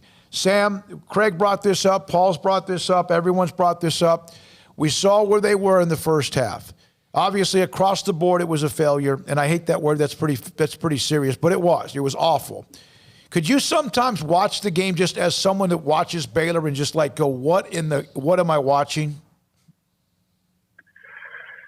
During the first half, I think most people, whether they go deep into the X's and O's or whether they're watching casually, I think most people were going, what am I watching? Because especially on the defensive side, because it was so far beneath what they'd shown in Morgantown and what they'd shown outside of a couple blown coverages in Austin and what they'd shown at any other point this season. You know, that defense is not one that's going to beat itself. It's not one that showed much of a ability to be soft. And they looked that way in the first half. Yeah, the physicality was definitely missing. That was the most noticeable thing to me, Sam, was just early on, TCU looked like they were kind of the bully, and Baylor wasn't really responding in any way, which was so not them from what we've seen over the last couple of years. Yeah, I don't know if there's something going on in the locker room. I don't know if they just came out flat for whatever reason, but that can't continue. I mean, you have a really good run defense that gave up 3 runs for like 147 yards. Now, the rest of them didn't average much at all, but by that point, the damage is done. Mm-hmm. Who do you see that is someone that I mentioned Squirrel and how he gave them an adrenaline rush or shot in the arm? Was there someone that may not be a name that we normally would see or hear quite a bit? Anyone else that maybe popped off despite what the first half was like that you saw? Yusuf Terry was a young man that obviously jumped out. And you know, there are a couple of times you're down by 30 and you're getting up and pumped up. I love the fact that he was pumped up. Your thoughts about what he might bring to the table? I think anytime you have the receivers, the young guys that can come in and make plays, particularly with how sporadic the passing game has been so far, I think a guy like Yusuf Terry, and then some of the times that Ellis was getting open, even if he didn't necessarily get the ball sent his way, the ability for them to get out there and get open is something that is sorely needed, and I think you'll see those guys get some opportunities. Iowa State's a very good defense, but you know, some of these teams have been able to, that haven't been all that consistent on offense this year, have been able in spurts to find big plays against them. TCU was able to confuse them into a couple blown coverages. One where they got their tight end uncovered for a long touchdown. One where they faked a running play and they had a running back open up the seam for a touchdown.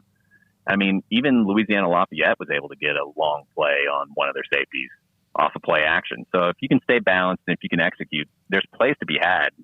And I think those young guys could be the benefactors of that. Paul, everything good? Greg?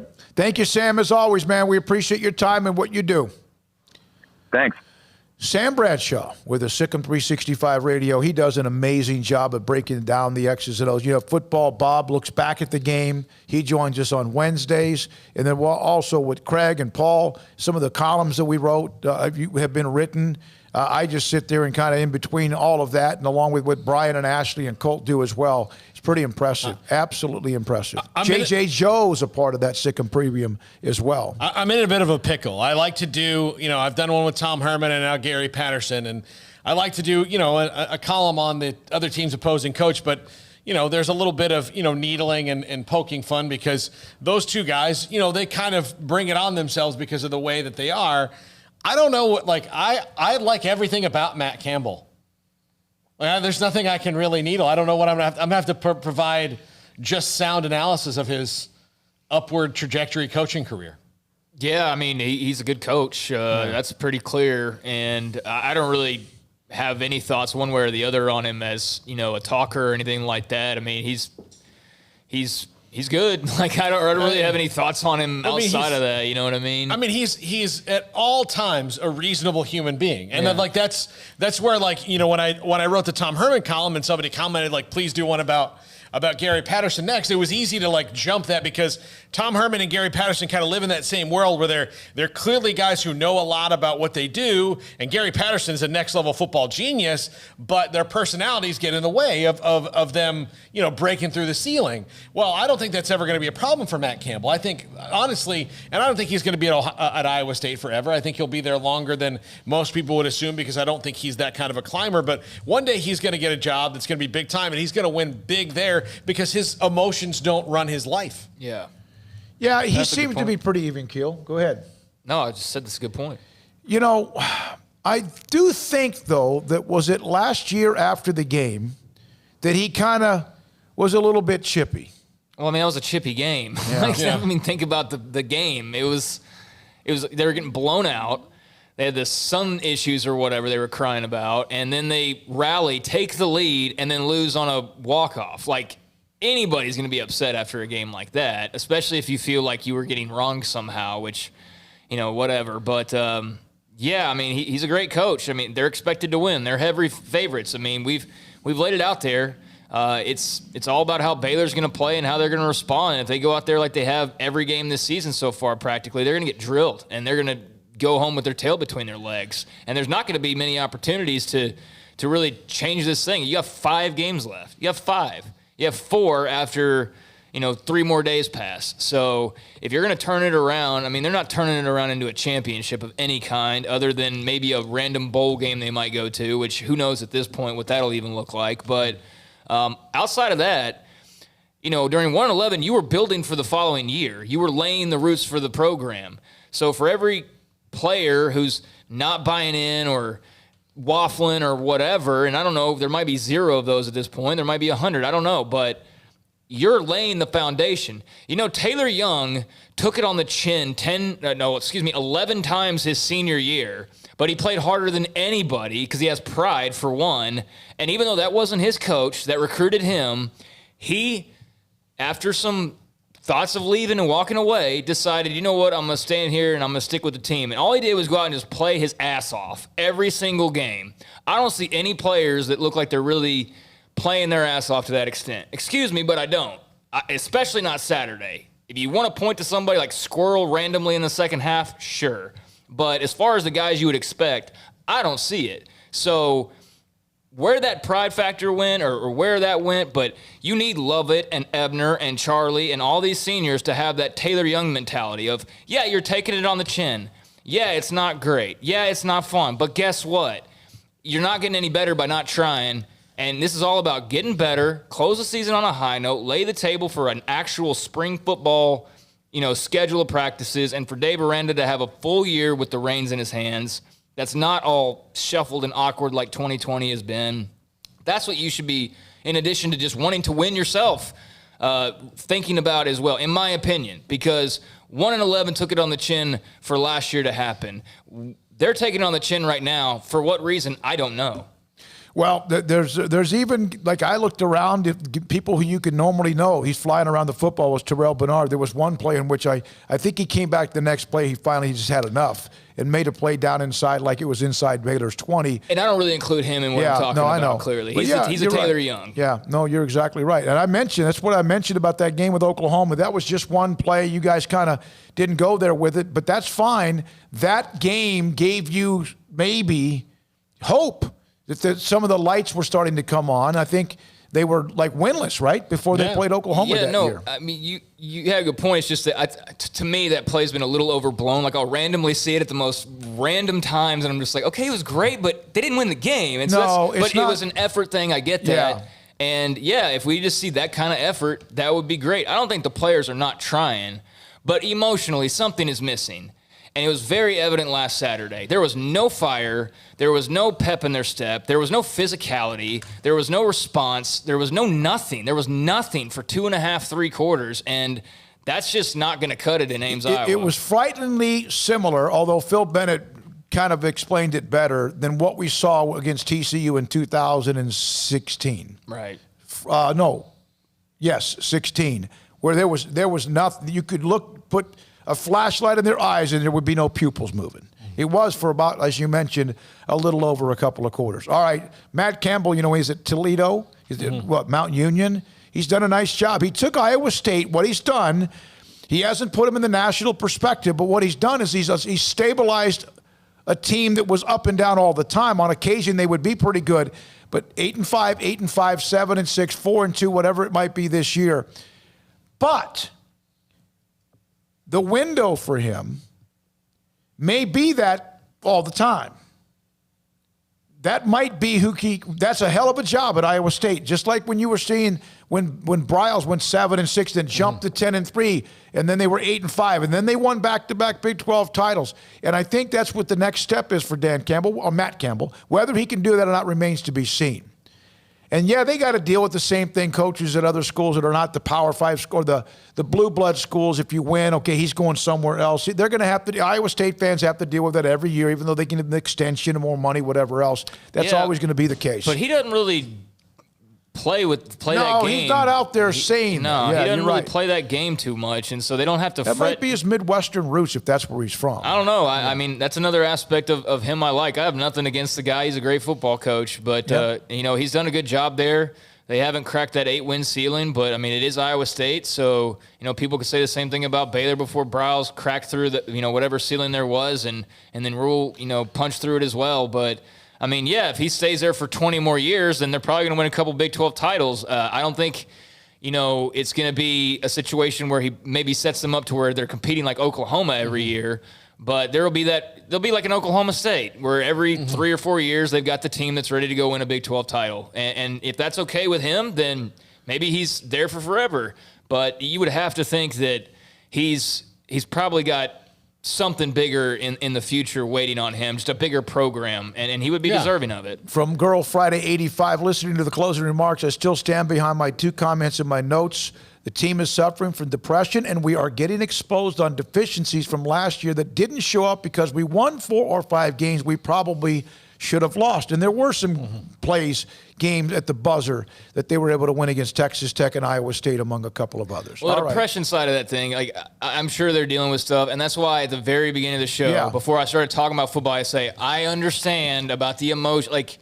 We can play that game every day, all day. I think most people, though, probably want to talk about football and not that was a tough game, but, the COVID thing. And well, here's the thing. Everybody's dealing with it. Either you get over it if you don't, and some can better than others, I mean, I get that. I totally understand it. If they finish with 1 win this season, I'm not going to, jump off a cliff over it. But I just see a team that is so much better than the way that they're playing. And so if there are things that can help them better cope, or there are things they can do correctly, the part about the depression part about it or whatever, doesn't mean you just drop the football. Doesn't mean you don't hit your block.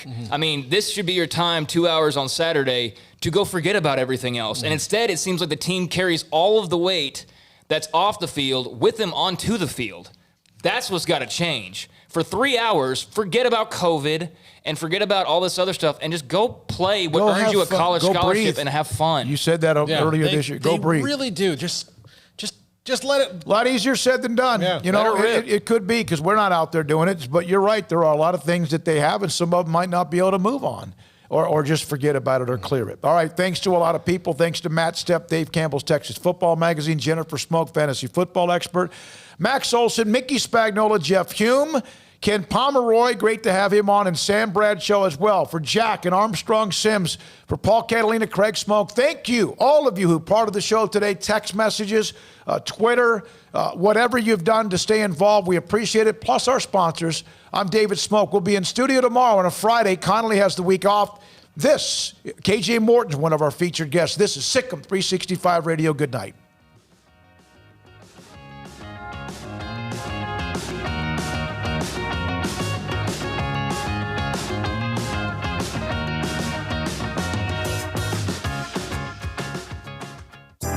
Riverbend Liquor and Wine has their easy-to-access drive-thru open and convenient and clean in-store location on the corner of Lakeshore Drive and North 19th Street in Waco. Riverbend Liquor has the best and most extensive variety of craft beer selections in Waco, and Balcones whiskey, including single malt, pot still, baby blue, rye, brimstone, and the all-new Lineage in stock. Riverbend Liquor and Wine, family-owned and operated, and a hidden gem in Waco on Lakeshore Drive and 19th Street. And find out more on Facebook and Instagram.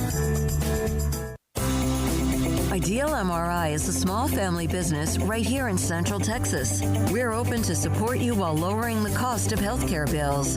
When you need an MRI, ask your doctor for an Ideal MRI. Visit us at idealmri.com or call us at 833-IDEAL-MRI.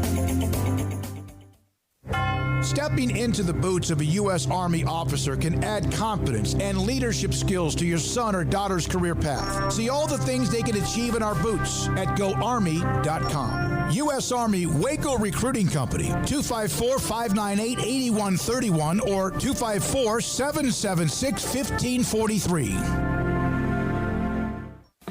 Born in Waco, Brotherwell Brewing exists to serve the Central Texas community with locally crafted beer of the highest quality. They want to bring Central Texas closer to the brewing experience so everyone can enjoy well-made beer as much as they do. For 2.5 years, they've been bringing high-quality beer to Central Texas at their location on Bridge Street in East Waco. And this football season, you need to stop by on game day for curbside pickup or stop by their tent next to SicEm365 at Brazos Parking for your pregame refreshment. Brotherwell Brewing believes in community and bringing people together to enjoy products made in their community. So for your game day, whether it's a tailgate or at home, stop by Brotherwell Brewing for high-quality craft beer made right here in Central Texas, 400 East Bridge Street, and check them out online at brotherwell.com. Boozers is the wedding ring store and more. If you're ready to get engaged or already married and want to upgrade your wife's ring for a special anniversary, Boozers is the place to go. With the largest selection of premier quality diamond engagement rings and wedding rings in Central Texas. They have 7 cases with over 300 styles of rings from top designers like Natalie Kay. Choose from yellow, white, or rose gold, plus beautiful top quality loose diamonds. With an in-house jeweler, they can also custom make anything you want. Bring in a picture or drawing and let Boozers create your one-of-a-kind pendant or ring. They can even use some of your old gold and diamond jewelry to create something new. At Boozers, you'll find a great selection of quality timepieces, and Boozers is the place for expert watch maintenance and repairs, too. They specialize in expert Rolex watch repair for fine jewelry, watches, custom work, and more. Go to Boozers on Valley Mills and Lake Air Drive in Waco. Boozers, the wedding ring store. Texas board-certified personal injury trial lawyer and Baylor alum David Willis and Baylor alum Parker Willis are ready to help if you or a loved one has been wrongfully injured in an auto accident, SUV rollover, industrial accident, 18-wheeler crash, or were seriously injured by a defective product or recall drug. Call them for a confidential and free case consultation at 1-800-GOT-HURT or visit them at texastriallawyer.com. Principal office located in Houston, Texas. Southwest Sports Medicine and Orthopedics, the team physicians for Baylor Athletics, specializing in diagnosis and treatment of any and all sport-related injuries, celebrating over a decade of service to Central Texas. They tackle all surgical and non-surgical problems that arise from an active lifestyle. Trust the doctors that Baylor trust, and when injuries sideline you, don't wait for Monday. Join us at 8:30 on Saturday mornings for a post-game injury evaluation clinic. Southwest Sports Medicine and Orthopedics. We get you back in the game.